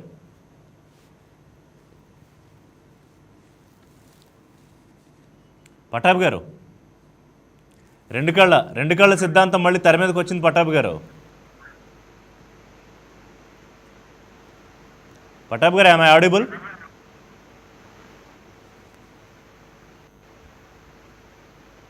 రైట్. రాజశేఖర్ గారు లైన్లో ఉన్నారా? రాజశేఖర్ గారు చెప్పండి సార్. పట్టాభి గారు ఒకసారి మీరు మ్యూట్ చెక్ చేసుకోండి. రాజశేఖర్ గారు మిమ్మల్ని 3 ప్రశ్నలు అడిగారు చలసాని గారు. రిషి గారు వినపడుతుందా ఇప్పుడు? పట్టాభి గారు వినపడుతుందా? పట్టాభి గారు వినపడుతుంది. ఒక్క నిమిషం మీ దగ్గరికి వస్తాను. రాజశేఖర్ గారు లైన్ లోకి వచ్చారు. ఒక్క నిమిషం మీరు రెస్పాండ్ అవుదురు కానీ డెఫినెట్ గా ఇంపార్టెంట్ పాయింట్ వారు రేస్ చేసింది కూడా. ఎందుకంటే ప్రధాన ప్రతిపక్షంగా ఇద్దరిని సో అంటే ప్రధాన ప్రతిపక్షంగా వాళ్ళు తెలుగుదేశం పార్టీ తీసుకునే స్టాండ్ లేకపోతే తీసుకునే రాజకీయ వ్యూహం కూడా చాలా ముఖ్యం. దాని గురించి మాట్లాడదాం ఖచ్చితంగా. రాజశేఖర్ గారు చలసాని గారు అడిగిన ప్రశ్నలకు రెస్పాండ్ అవుతారా మీరు? చెప్పండి సార్, ఏం అడిగారు సార్? రాజధాని రాష్ట్ర ప్రభుత్వం ఇష్టము, అది మీ ప్రెరాగేటివ్, అందులో ఏమీ అభ్యంతరం లేదు. కాకపోతే అప్పటి ప్రతిపక్ష నేత ప్రస్తుత గౌరవ ముఖ్యమంత్రి జగన్మోహన్ రెడ్డి గారు సెంటర్ ఆఫ్ ది స్టేట్ అని మా రాజమండ్రి వద్దని 30,000 ఎకరాలని మేము రాజమండ్రి రాజమండ్రి వద్దని ప్రభుత్వ భూమని అమరావతిని ఒప్పుకుని అసెంబ్లీ సాక్షిగా బయట దానికి ఒక లాజికల్ కన్క్లూజన్ చెప్పి ఎందుకు మార్చాల్సి వచ్చింది? Point number 1. పాయింట్ నెంబర్ 2, 1,00,000 కోట్లు 1,50,000 కోట్లు అక్కడ సంపద సృష్టించబడింది, మీరు అవునన్నా కాదన్నా. సో ఇప్పుడు దానికి సంబంధించి ఒక కన్క్లూజన్ అంటే దాన్ని ఏం చేయాలనుకుంటున్నారు? హఠాత్తుగా దాన్ని వాళ్ళు వదిలేయడం వల్ల హఠాత్తుగా దాన్ని అలా వదిలేయడం వల్ల మీరు చేస్తానన్న అభివృద్ధి సంగతి ఏంటి? Point number 2. పాయింట్ నెంబర్ 3, రైతులకు న్యాయం ఏ రకంగా జరుగుతుంది? వీటికి బ్రీఫ్గా చెప్పేస్తే వేరే దానికి వెళ్దాం, మనం వేరే పాయింట్కి. సార్ జగన్మోహన్ రెడ్డి గారు ఆ రోజు అసెంబ్లీలో మాట్లాడినటువంటి మాటలు ఏం మాట్లాడారండి? ఇప్పుడు రాజధాని నిర్ణయం అనేటువంటిది బయట ఆల్రెడీ ప్రకటించి తీసుకొచ్చి అసెంబ్లీలో ఇప్పుడు చర్చకు పెట్టారు.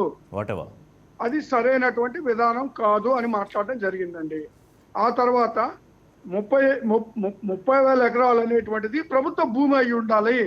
సామాన్యుడికి పేదవాడికి కూడా భూమి కొనుక్కునేది లేదా నివాసం అవకాశం ఉండే విధంగా ప్రభుత్వ భూమి అయితే అయి ఉంటే బాగుండేది అని మాట్లాడడం జరిగిందండి. ఆ తర్వాత మీరు ఒక నిర్ణయం తీసుకొని ప్రకటన చేసి ఇక్కడ తెచ్చుకుపెట్టి దీన్ని నేను వ్యతిరేకించినందువల్ల ప్రాంతీయ విభేదాలు వచ్చేటువంటి అవకాశాలు ఉన్నాయి కాబట్టి నాకు వ్యతిరేకించడం అనలేదండి ఆయన. మీరు ఇప్పుడు ఆయన అనవసరంగా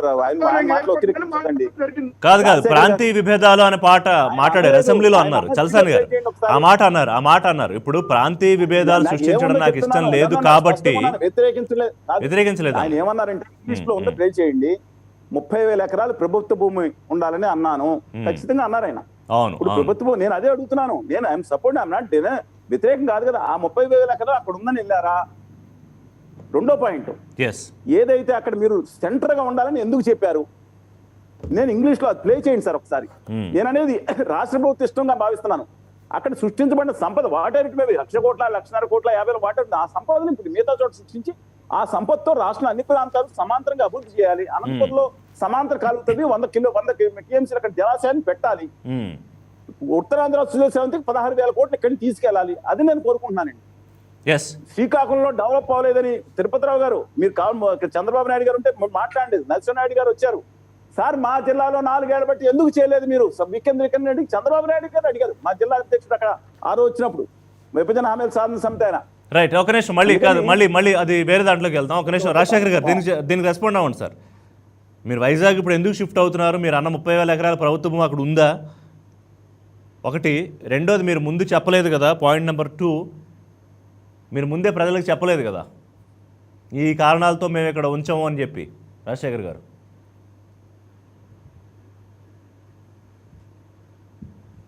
అక్కడ అన్యాయం జరిగితే తక్షణం చర్యలు తీసుకోవాలి. సంవత్సరం 6 నెలల ముందే తీసుకోవాల్సింది. పట్టాభి గారు ప్లీజ్. పట్టాభి గారు, 2 కళ్ళ సిద్ధాంతం మళ్ళీ తెర మీదకి వచ్చింది వాళ్ళ. పట్టాభి గారు, ఇప్పుడు తెలుగుదేశం పార్టీది ఒకే విధానం అండి. ఒక రాష్ట్రం ఒక రాజధాని, దానిలో 2 ఆలోచనే లేదు. 2 కళ్ళు 3 కళ్ళు 4 కళ్ళు ఇటువంటి సిద్ధాంతాలు ఏమీ లేవు. ఇవాళ 13 జిల్లాల్లో ఉన్నటువంటి నాయకులు అందరూ కూడా, ఉత్తరాంధ్ర జిల్లాలో నాయకులు కానీ, రాయలసీమ ప్రాంతంలో ఉన్నటువంటి మా నాయకులు కానీ అందరూ కూడా అమరావతి మా రాజధాని అని కొండ మద్దలు కొట్టినట్టు అనేక సార్లు చెప్పారు. తిరుపతిరావు గారు గమనించకపోతే అది నా పొరపాటు కాదు. ఇవాళ అనేక సందర్భాల్లో మీడియా ముఖంగా మాట్లాడాడు, అనేక సందర్భాల్లో ఓపెన్ గా మీడియా ప్రెస్ కాన్ఫరెన్స్ లో మాట్లాడారు, శ్రీకాకుళం జిల్లాలో కూర్చొని మాట్లాడారు. ఇవాళ మా నాయకులు అయ్యన్న పాత్రుడు గారు కానివ్వండి, బండారు సత్యనారాయణ గారు కానివ్వండి, ప్రతిరోజు మాట్లాడుతూనే ఉన్నారు. కాబట్టి అది గమనించాలి తిరుపతిరావు. మాకేమి 2-3 విధానాలు లేవు. ఒక నిమిషం నన్ను పూర్తి చేయనండి. తెలుగుదేశం పార్టీది ఒకే విధానం, ఒక రాష్ట్రం ఒకే రాజధాని. ఇక రెండోది ఒక్క నిమిషం తిరుపతి గారు వినండి. పాల్గొలేదని అడిగాను, సూటిగా సమాధానం చెప్పండి. 300 రోజుల ఉద్యమం సందర్భంగా ఎందుకు పాల్గొలేదు ఉత్తరాంధ్ర నేతలు? Right, that is the question. yes Pattabhi గారు. అనేక సందర్భాలు వాళ్ళ కళా వెంకట్రావు అమరావతి రైతుల దగ్గరికి వెళ్లి వాళ్ళతో పలకరించి మాట్లాడినటువంటి సందర్భాల్లో కూడా ఉన్నాయి. మీకేమో ఇప్పుడు మీరు గమనించకపోతే మేము చేయగలిగిందే లేదు.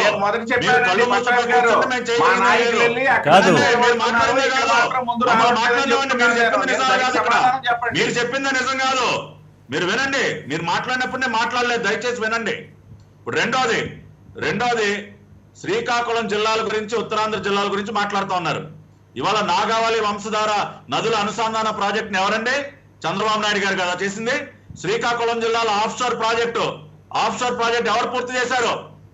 చంద్రబాబు నాయుడు గారు కదా. శ్రీకాకుళం జిల్లా వాసులు, ఉత్తరాంధ్ర జిల్లా వాసులుగా అడుగుతా ఉన్న ఆఫ్షోర్ ప్రాజెక్ట్ గురించి మీకు తెలియదా? దానికి నిధులు కేటాయించి పూర్తి చేసింది చంద్రబాబు నాయుడు గారు కాదా? ఏం మాట్లాడతారు? చంద్రబాబు నాయుడు గారు చేపట్టినటువంటి ప్రతి ఒక్క ప్రాజెక్టు కనబడుతోంది. ఏదో మాట్లాడినంత మాత్రం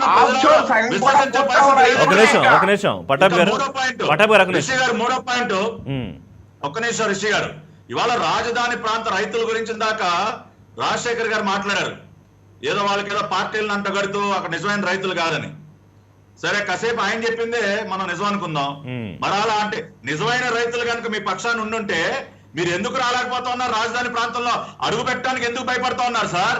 అందరూ మీకు అక్కడ వ్యతిరేకించినటువంటి రైతులే లేకపోతే వేల మంది పోలీస్ కాపలా దేనికి కాదు? ఆయన ఇంకో మాట అన్నారు. నేను ఇదే ప్రశ్న ఆయన అడిగితే, ప్రయత్నం ఎందుకు చేయలేకపోతా ఉన్నారు? పటాబ్ గారు ఇదే ప్రశ్న నేను రాజశేఖర్ గారిని అడిగితే, ఇప్పుడు ఇంట్లో ఉన్న వాళ్ళ మీద దాడులు చేస్తున్నారు అని, బహుశా నిన్న నందిగం సురేష్ మీద దాడి, ఎంపీ నందిగం సురేష్ మీద జరిగిన దాడి విషయం ప్రస్తావించినట్టు. ఇప్పుడు మహిళలను కూడా చూడకుండా లాఠీల చేత చితకబాదింది ఎవరో మనం చూసాం. మహిళలను కూడా చూడకుండా రక్తం చిందించే కొట్టింది ఎవరో చూసాం. గ్రామాల్లో పోలీసు కవాతులు చూసాం. ఎన్ని చూడలేదు సార్ వీళ్ళ దౌర్జన్యాలు? వీళ్ళు మాట్లాడతారా? తాడేపల్లి ప్యాలెస్ కి కొన్ని అడుగుల దూరంలో ఉన్నటువంటి ప్రాంతం దగ్గరికి వెళ్లి వాళ్ళు పరామర్శించే టైం లేదు ముఖ్యమంత్రి గారికి. ఓదార్పు అండి అని చెప్పి ప్రతిపక్ష నాయకుడిగా ఇంటింటికి తిరిగారు కదా. ఇవాళ ఏమైపోయింది ఓదార్పు? రైతులన్న కష్టాలు పడుతుంటే వెళ్ళి పలకరించే ప్రయత్నం చేయరా? సమస్య అర్థం చేసుకునే ప్రయత్నం చేయరా? రిషి గారు, అసెంబ్లీలో ఆ రోజున మీకు ఇష్టం లేకపోతే జగన్మోహన్ రెడ్డి గారు ఎందుకు వాకౌట్ చేయలేదండి?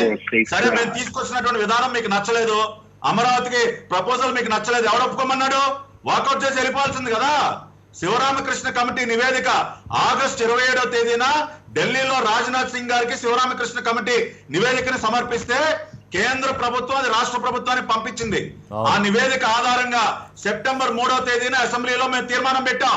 శివరామకృష్ణ కమిటీ నివేదికలో మెజారిటీ ప్రజల అభిప్రాయం అమరావతికి అనుకూలంగా ఉంది. మీరు డేట్స్ చెక్ చేసుకోండి. ఆగస్టు 27 రాజ్నాథ్ సింగ్ గారికి శివరామకృష్ణ కమిటీ నివేదిక సమర్పిస్తే కేంద్ర ప్రభుత్వం పటాబ్ గారు ఒకసారి కాదు, ఆయన లైన్ కాదు, ఒక్క నిమిషం ఏ ఆధారంగా చేశారండి?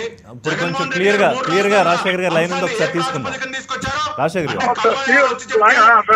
చెప్పేస్తారా? పటాబ్ గారు బోస్టన్ కమిటీ రిపోర్ట్ ఎప్పుడు వచ్చిందండి? బోస్టన్ కమిటీని ఎప్పుడు ఫామ్ చేశారు? జిఎన్ రావు కమిటీ ఎప్పుడు ఏర్పాటు చేశారు? ప్రకటన చేసిన తర్వాత కమిటీలు వేస్తారా? మీరు మాట్లాడతారు ఇవాళ. రైట్, రాజశేఖర్ గారు చెప్పండి. సార్, జగన్మోహన్ రెడ్డి గారి గురించి సార్ ఋషి గారు వినపడుతోందండి. ఇప్పుడు జగన్మోహన్ రెడ్డి గారు రాజధాని ప్రాంతానికి రావాలా ఇంకేమేమో నాకు సరిగా వినపడలేదు. మా నాయకులు ఎందుకు రాలేదండి? రాజధాని ప్రాంతానికి ఎందుకు రాలేదండి? రాజధాని ఇప్పుడు ఋషి గారు, ఇప్పుడు అది ఒక ఫ్యాబ్రికేటెడ్ ఆజిటేషన్, అది ఒక కుట్రపూరితమైనటువంటి ఆజిటేషన్. ఇప్పుడు చాలా స్పష్టంగా జగన్మోహన్ రెడ్డి గారు ఏం చెప్పారండి? గత ప్రభుత్వం రైతులకు ఇచ్చినటువంటి ప్రతి హామీ కూడా నెరవేరుస్తామని మాట ఇవ్వడం జరిగింది. ఇప్పుడు అక్కడ మేము చేయడం లేదని చెప్పలేదు కదండి, ఇచ్చిన ప్రతి హామీ నెరవేరుస్తామని చెప్పడం జరిగింది. తర్వాత 3 ప్రాంతాలు అభివృద్ధి చెందాలని ఓ నిర్ణయం తీసుకోవడం జరిగింది. ఆ తర్వాత అసెంబ్లీలో మాట్లాడారు అంటారు. ఏం మాట్లాడారండి అసెంబ్లీలో? స్పష్టంగా చెప్పడం జరిగింది.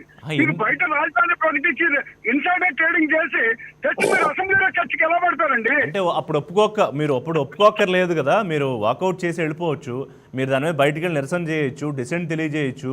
ఎందుకు ఒప్పుకున్నారని పట్టాభి గారు అడుగుతున్నారు ఇవాళ. కాదండి, ఇప్పుడు వాకౌట్ చేస్తే రాజధాని మేము పెడుతున్నాం కాబట్టి బయటికి వెళ్ళారు అంటారు. ఇదే కదండి, అలా చేస్తే అలా మాట్లాడతారు.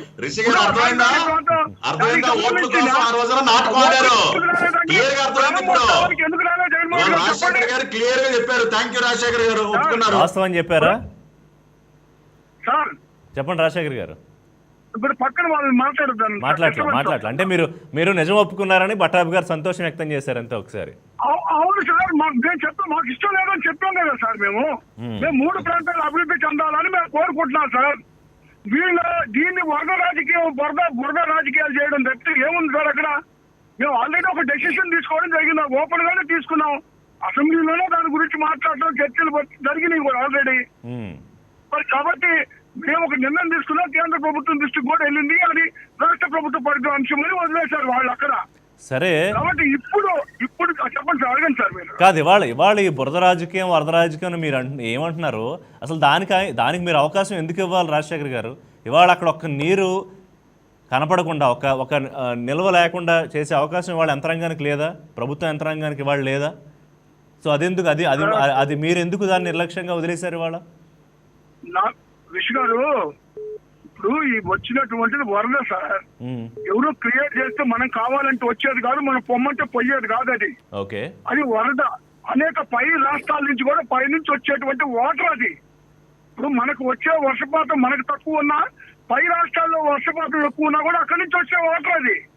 అదేదో మనమేదో క్రియేట్ చేసి వీళ్ళు కావాలని ఇప్పుడు వరద వచ్చినా ఏదొచ్చినా ప్రభుత్వమే కదండి బాధ్యత వహించాల్సింది, ప్రభుత్వమే కదండి అన్ని సదుపాయాలు కల్పించాల్సింది, నష్టపరిహారం ఇవ్వాల్సింది ప్రభుత్వమే కదండి. కాబట్టి వరద రావాలి లేదా ప్రజలు నష్టపోవాలని ఎవరైనా కోరుకుంటారండి? అలా కోరుకోరు. బుద్ధిమాలిన మాటలు మాట్లాడుతున్నారు తప్పితే వాళ్ళు అలా కోరుకుంటారు సార్. ఫ్యాబ్రికేటెడ్ ఉద్యమం అని ఏదంటున్నారో ఇవాళ మీరు, అలాగే అక్కడ కూడా అమరావతి కూడా ఇదిగో వరదతో మునిగిపోయిందని చెప్పడానికి చేసే ప్రయత్నం అని కదా వాళ్ళ వాదన అంతా అదే. తర్వాత కొంత డేటా ఇచ్చారు పటాబ్ గారు, నేను మీకు కూడా పంపిస్తాను. ఒక్క రోజులో 2.5 లక్షల క్యూసెక్ల ఇన్ఫ్లో అక్కడికి ఎలా వచ్చేస్తుంది అనేది. ఎలా వస్తుందంటే ఇంకా నీళ్ళని దిగి చూడమనండి, తెలుస్తుంది ఎలా వచ్చిందో. మీకు పంపిస్తా సార్. ఒకటి సార్, ఇప్పుడు వాటర్ ఇప్పుడు హైదరాబాద్ లో సంబంధించి హైదరాబాద్ లో మొత్తం మునిగిపోతుంది ఒక ప్రాంతం అంతా. చెప్పిన మాట, ఇప్పుడు వాటర్ ఊహించాలండి, ఎవరైనా ఊహించగలరా? అంత వర్షపాతం వచ్చిందని ఎవరు ఊహించరా? మునిపోయినట్టు లేనటువంటి వర్షపాతం రావడం జరిగింది. కాకపోతే అలాంటి పరిస్థితుల్లో ఇప్పుడు దానికి వీళ్ళు చెప్పండి సార్. అక్కడ రైతులు ఏమంటున్నారంటే, ఇప్పుడు ఎన్నాళ్లలో 100 ఏళ్లలో ఇక్కడ ఎప్పుడు 11 లక్షల క్యూసెక్ల ప్రవాహం ఒకే ఒకసారి కృష్ణానదికి వచ్చింది 2009లో. అప్పుడు కూడా అమరావతిలోకి చుక్క నీరు రాలేదు. సో ఇప్పుడు కరకట్టే గండి కొట్టే ప్రయత్నాలు మీరు వాంటెడ్గా చేస్తున్నారు. సో అక్కడ నీరు నిలిచిందంటే అది మీరు చేస్తున్న కుట్రే అని టీడీపీ అన్నమాట, బీజేపీ అన్నమాట కాదు, అక్కడ రైతులు, ఆ గ్రామాల్లో రైతులు అంటూ అన్నమాట. సార్, రైతులు ఎవరండి? ఆ రైతులు ఎవరు? ఈ చంద్రబాబు నాయుడు గారు, తెలుగుదేశం పార్టీ బినామీలు వాడు ఉన్నటువంటి చాలా మంది. మొత్తం అంతా వాళ్ళేనా అక్కడ? ఎక్కువ శాతం అందరూ అంటలేదు. నేను ఖచ్చితంగా రైతులు ఉంటారు, వాళ్ళు ఖచ్చితంగా ప్రభుత్వం ఆదుకుంటుంది అన్ని విధాలా. కాకపోతే రాజశేఖర్ గారు, నాకు మాట ఏంటంటే, నా రిక్వెస్ట్ ఏంటంటే, సరే వాళ్ళు ఆరోపణ చేశారు, తప్పితే ఏముంది సార్ అక్కడ? రాజశేఖర్ గారు, ప్రభుత్వం రైతులను ఆదుకోవడానికి ముందుకు వస్తా ఉంది. రాజశేఖర్ గారు, సరే వాళ్ళు ఆరోపణ చేస్తున్నారు. ఒక నిమిషం మాట్లాడండి ఋషి గారు. రాజధాని రిక్వెస్ట్ చేస్తారు, వాళ్ళు చేశారు. నేను ఆరోపణ కాదు, కానీ నేను అడిగేది ఏంటంటే, ఒక నిమిషం జరిగిపోయింది సార్. ఈ వరదతోటి దాని గురించి ఎవరు మాట్లాడారు? ఇప్పుడు కాదు, ఈ రోజు రాజశేఖర్ గారు, ఈ రోజు సాయంత్రం మన డిబేట్ తోనో ఈ వరదతోనో ఆ నిర్ణయం గురించి పెద్ద ఏమి మార్పులు చేర్పులు ఉంటాయి నేనేం అనట్లా. దాని గురించి ఇబ్బంది బెంగలేదు. పట్టాభి గారు కూడా అనుకోవట్లా ఈ రోజు ఏదో అది అయిపోతుంది, దాని గురించి కాదు. కానీ ఒక నిమిషం చల్సాన్ గారు ఏదో పాయింట్ చెప్తున్నారు రాజశేఖర్ గారు. ఆరోపణ వచ్చిందా? మీరు కొండవీటి వాగు ప్రాజెక్టుది ఆ కరకట్లో బలోపేతం చేసి మాట రాకుండా చూసుకోండి, అంతే. నేనే కోరట్లేదు, మీరు చేస్తారు. కొంచెం గట్టిగా చేసి మీరు కూడా వెళ్ళి పర్యవేక్షించి అక్కడ మీరు ఒకసారి చేయండి. మనం ఏం తప్పేం లేదు కదా, కాపాడండి అక్కడ. ఒక పాయింట్, ఇప్పుడు రాజశేఖర్ గారు పదే పెయిడ్ ఆర్టిస్టులు అని మాట్లాడుతున్నారు. నిజమైన పెయిడ్ ఆర్టిస్ట్ ఎవరో మీకు ఇప్పుడే వాట్సాప్ చేశా. నిన్న సాక్షి ఛానల్లో ఒక మనిషిని నుంచోబెట్టి, అక్కడ ఏదో కొద్దిగా నీళ్లు నిలిస్తే అక్కడ ఒక మనిషిని నుంచోబెట్టి ఏదో అసలు ఈ ప్రాంతం అంతా మునిగిపోయింది, అసలు అంతా ముంపుకు గురైందని చెప్పారండి. ఇంతకీ ఎవరు ఆ మనిషిని చూస్తే పొనక జనార్దన్ రెడ్డి అని ఒక వైఎస్ఆర్సీపీ కార్యకర్త. జగన్మోహన్ రెడ్డి గారితో ఫోటోలు, ఆయన ప్రొఫైల్ అన్ని మీకు పెట్టా. ఇప్పుడు వాళ్ళని పెయిడ్ ఆర్టిస్టులు అంటారు సార్. ఎక్కడెక్కడి నుంచో మీ పార్టీ కార్యకర్తలను ఎత్తుకొచ్చి అక్కడ ఏదో కొద్దిగా నీళ్ళు నిలిస్తే దానిలో నుంచోబెట్టి ఏదో జరిగిపోయిందని ఇక్కడ అని చెప్తే వాళ్ళని పెయిడ్ ఆర్టిస్టులు అంటారు. ఇప్పుడు కావాలంటే రిషి గారు చూపిస్తారు మీకు స్క్రీన్ మీద ఎవరు పెయిడ్ ఆర్టిస్టులు. ఈ జనార్దన్ రెడ్డి పొనక జనార్దన్ రెడ్డి అని అతను పెయిడ్ ఆర్టిస్ట్ నిన్న సాక్షి ఛానల్ కి. రాజశేఖర్ గారు ఇదిగో నాకేమో ఫోటోలు అవన్నీ పంపించారు, నిన్న సాక్షి టీవీలో వచ్చిన అవన్నీ కూడా పంపించారు పట్టాభి గారు. సాక్షి పేపర్ వాళ్ళ సవరణ కూడా వేసిందండి, అది వాళ్ళు సవరించుకున్నారు సాక్షి పేపర్. కాదు కాదు అది కాదు, ఆ ఫోటో కాదు. చలసాని గారు మీరు చెప్తున్న photo car photo, car water ఆ ఫోటో. వీరు చెప్తోంది ఏంటంటే ఒకళ్ళు సాక్షి ఛానల్లో వీళ్ళు మాట్లాడించిన వ్యక్తి జగన్మోహన్ రెడ్డి గారితో ఉన్న ప్రొఫైల్ పిక్చర్ అవంతా. అంటే ఇక్కడ ఎవరినో ఇది చేయాలని కాదు రాజశేఖర్ గారు, ఒకటి రైతులందరినీ లేకపోతే చంద్రబాబు నాయుడు కోసమే పనిచేస్తున్నారు, ఆయన కన్సర్న్లో అక్కడ ఫ్యాబ్రికేటెడ్ యాజిటేషన్ జరుగుతుంది అంటే ఎంతవరకు కరెక్ట్ అనేది మీరు కూడా ఆలోచించుకోండి వైసీపీ అధికార ప్రతినిధిగా. ఇది రైతులు మనం అవమానించినట్టా కాదా?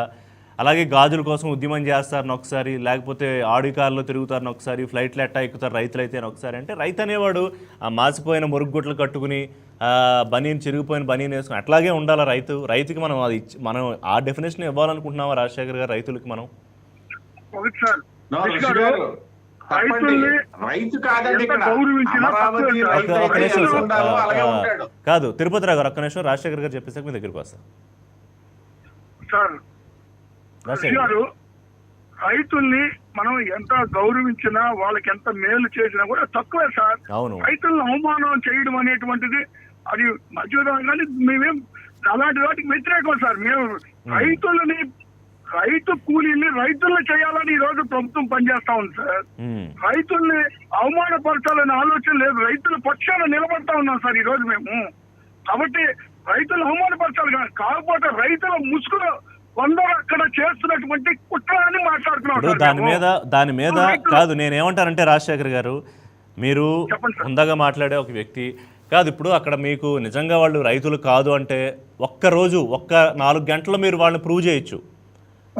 వాళ్ళంతా నిజంగానే పెయిడ్ ఆర్టిస్టులు, ఫ్యాబ్రికేటెడ్ యాజిటేషన్ అంటే మీ చేతుల్లో పోలీసులు ఉన్నారు, యంత్రాంగం ఉంది, మీరు చెయ్యొచ్చు. సో అదొకటి. రెండోది, ఇవాళ మీ మీద వస్తున్న ప్రభుత్వం మీద వస్తున్న ఏవైతే ఈ ఆరోపణలు ఉన్నాయో వాటి క్లారిటీ ఇచ్చే అవకాశం మీ చేతుల్లో ఉంది. అది కాదు అని చెప్పే బాధ్యత కూడా మీ మీద ఉంది. నేను మీకు ఇది డీటెయిల్గా కావాలంటే మీకు పంపిస్తాను నేను, తర్వాత మీరు ప్రభుత్వ పెద్దలతో మాట్లాడి. ఎందుకంటే ఇవాళ అమరావతిని శాసన రాజధానిగా కూడా పనికిరాదు అని ఎవరైతే మీ పార్టీలో కీలక నేతలు మంత్రులుగా ఉన్న వాళ్ళు అంటున్నారో, శ్మశానం అని ఎవరైతే అన్నారో, లేకపోతే ఏంటో ఈ వాతావరణం చూస్తుంటే అంతా వైరాగ్యం వచ్చేస్తుందని ఒక నాయకుడు అంటాడు. సో అందుకనే ఈ అనుమానాలు వస్తాయి, మీరు చేసే వ్యాఖ్యలతోనే వరుసగా అనుమానాలు వస్తాయి. సార్ రిషి గారు ఒక్క నిమిషం సార్, ఇప్పుడు ఆ మాటలు ఎందుకు వస్తున్నాయి సార్? వీళ్ళు రెచ్చగొట్టి వీళ్ళు ఇష్టరాజ్యంగా వీళ్ళు మాట్లాడి రైతులను అర్థం పెట్టుకొని వాళ్ళ పేరుతోటి వీళ్ళు దుష్ప్రచారాలు చేయడం, వీళ్ళు ఇష్టరాజ్యంగా మాట్లాడటం, రైతులు మేమేదో అవమానపరుస్తున్నామని వీళ్ళు మాట్లాడటం బట్టి అది ఒక రకమైనటువంటి కలర్ తీసుకొచ్చేటువంటి ప్రయత్నం చేస్తున్నారు. అక్కడ పేదవాడికి భూమి, పేదవాడికి ఇళ్ల పట్టాలు ఇయ్యలేనటువంటి రాజధాని మనకెందుకు అని మాట్లాడడం జరిగింది సార్. అంటే 55,000 మంది పేదలకి, ఎస్సీ ఎస్టీ బీసీ మైనారిటీలకి, మరి బలైన పేదవాళ్ళు అయినటువంటి అగ్రవర్ణాలు ఉన్నటువంటి వాళ్ళకి ఇళ్ల పట్టాలు ఇస్తుంటే వీళ్ళకెందుకని కడుపుమంట? వీళ్ళు ఎందుకు పోయి అడ్డం పడుతున్నారండి? వీళ్ళు ఎందుకు పోయి స్టేల్కి వెళ్తున్నారండి? అలాంటప్పుడు వస్తున్నటువంటి మాటనే ఇవన్నీ తప్పితే రైతులను అవమానం చేయాలన్న ఆలోచన, రైతుల్ని అవమానం చేయాలన్న అవసరం మాకు లేదండి. గత ప్రభుత్వం రైతులకు ఏదైతే హామీ ఇచ్చిందో ప్రతి హామీ కూడా నెరవేర్చడానికి మేము సిద్ధంగా ఉన్నామని మేము పదే చెప్తా ఉన్నాం సార్. మేము తిరుపతిరావు గారు రైతుల పక్షాన ఖచ్చితంగా నిలబడతాం. ఒక నిమిషం తిరుపతిరావు గారు, రాజశేఖర్ గారు చెప్తున్నారు రైతులకి ఏవైతే గత ప్రభుత్వం వాగ్దానాలు చేసిందో అవన్నీ మేము నెరవేరుస్తామని. ఓకే, దాన్ని స్వాగతిస్తాం.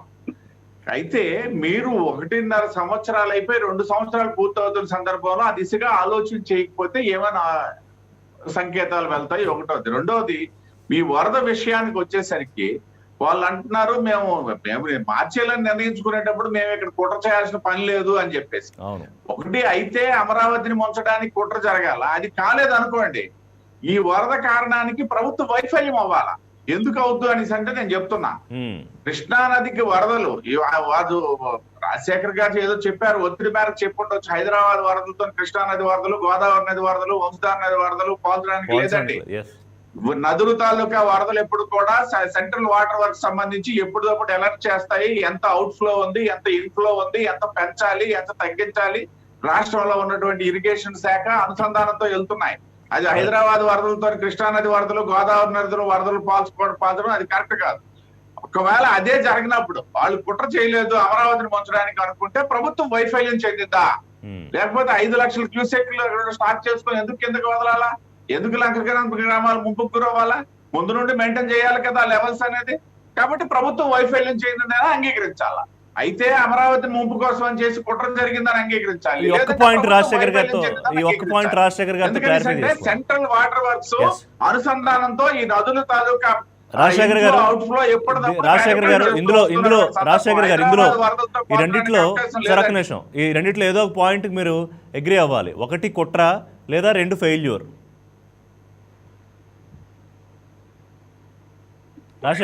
ఫెయిల్యూర్ లేదు సార్.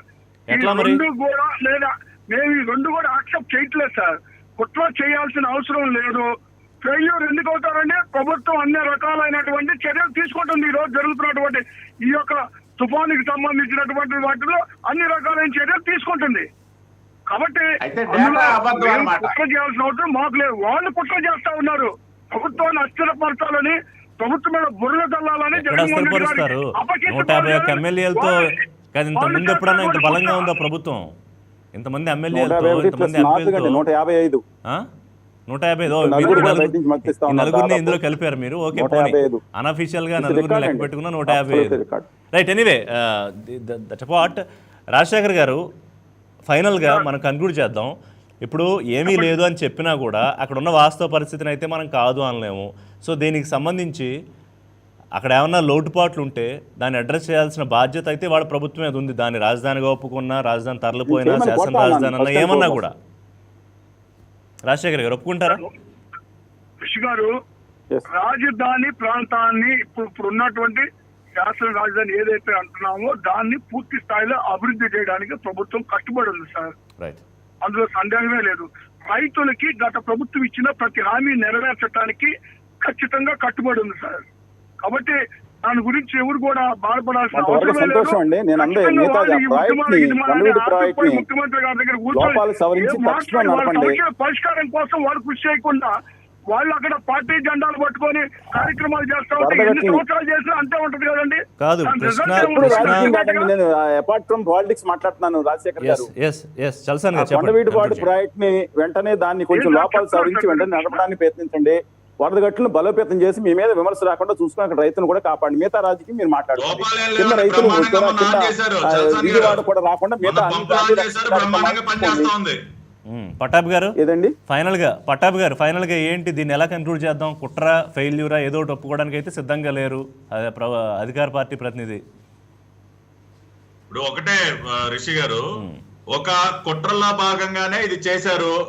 ఆ కుట్ర ఫెయిల్ అయ్యేసరికి ఇప్పుడు అకారణంగా అనేక మంది రైతులు నష్టపోయారు.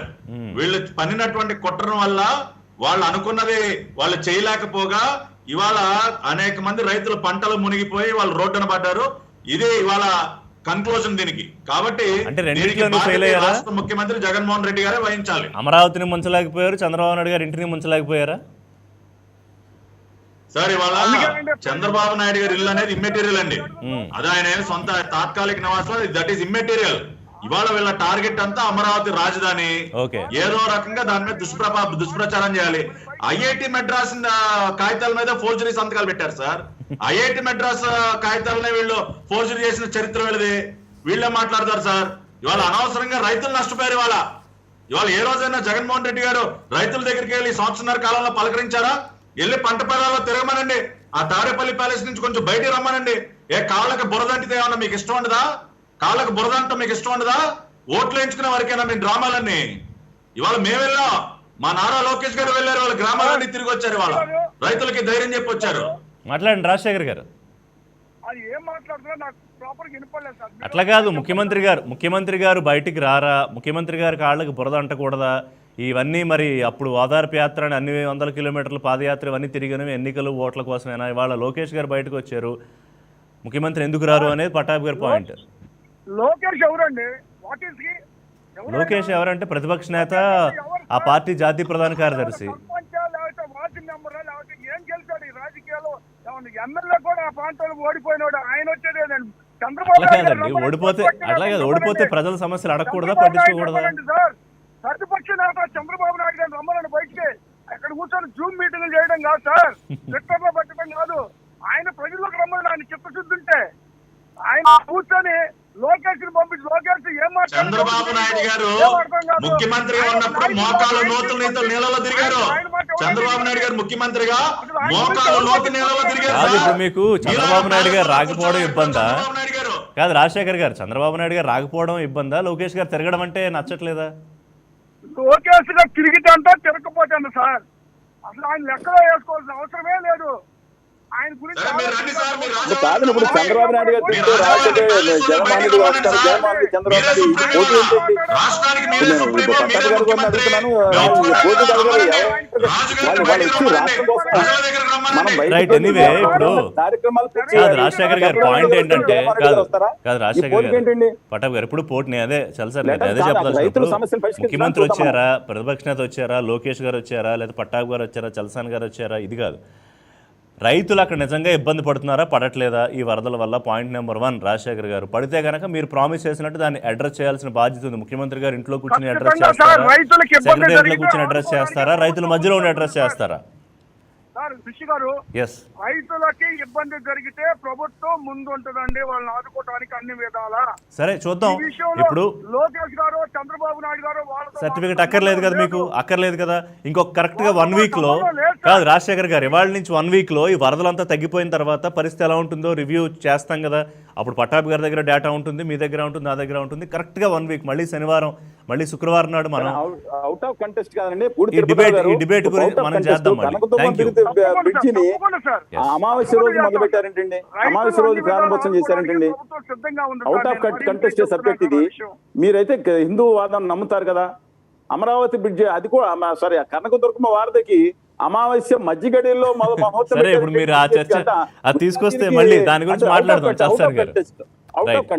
రైట్. ఎనీవే థ్యాంక్ యూ చల్సాన్ గారు, తిరుపతిరావు గారు, అలాగే రాజశేఖర్ గారు, పట్టాభి గారు ప్రైమ్ డిబేట్ కోసం సమయం కేటాయించేందుకు. ఇది వాళ్ళ ప్రైమ్ డిబేట్. మరిన్ని అప్డేట్స్ కోసం కీప్ వాచింగ్ 9 TV.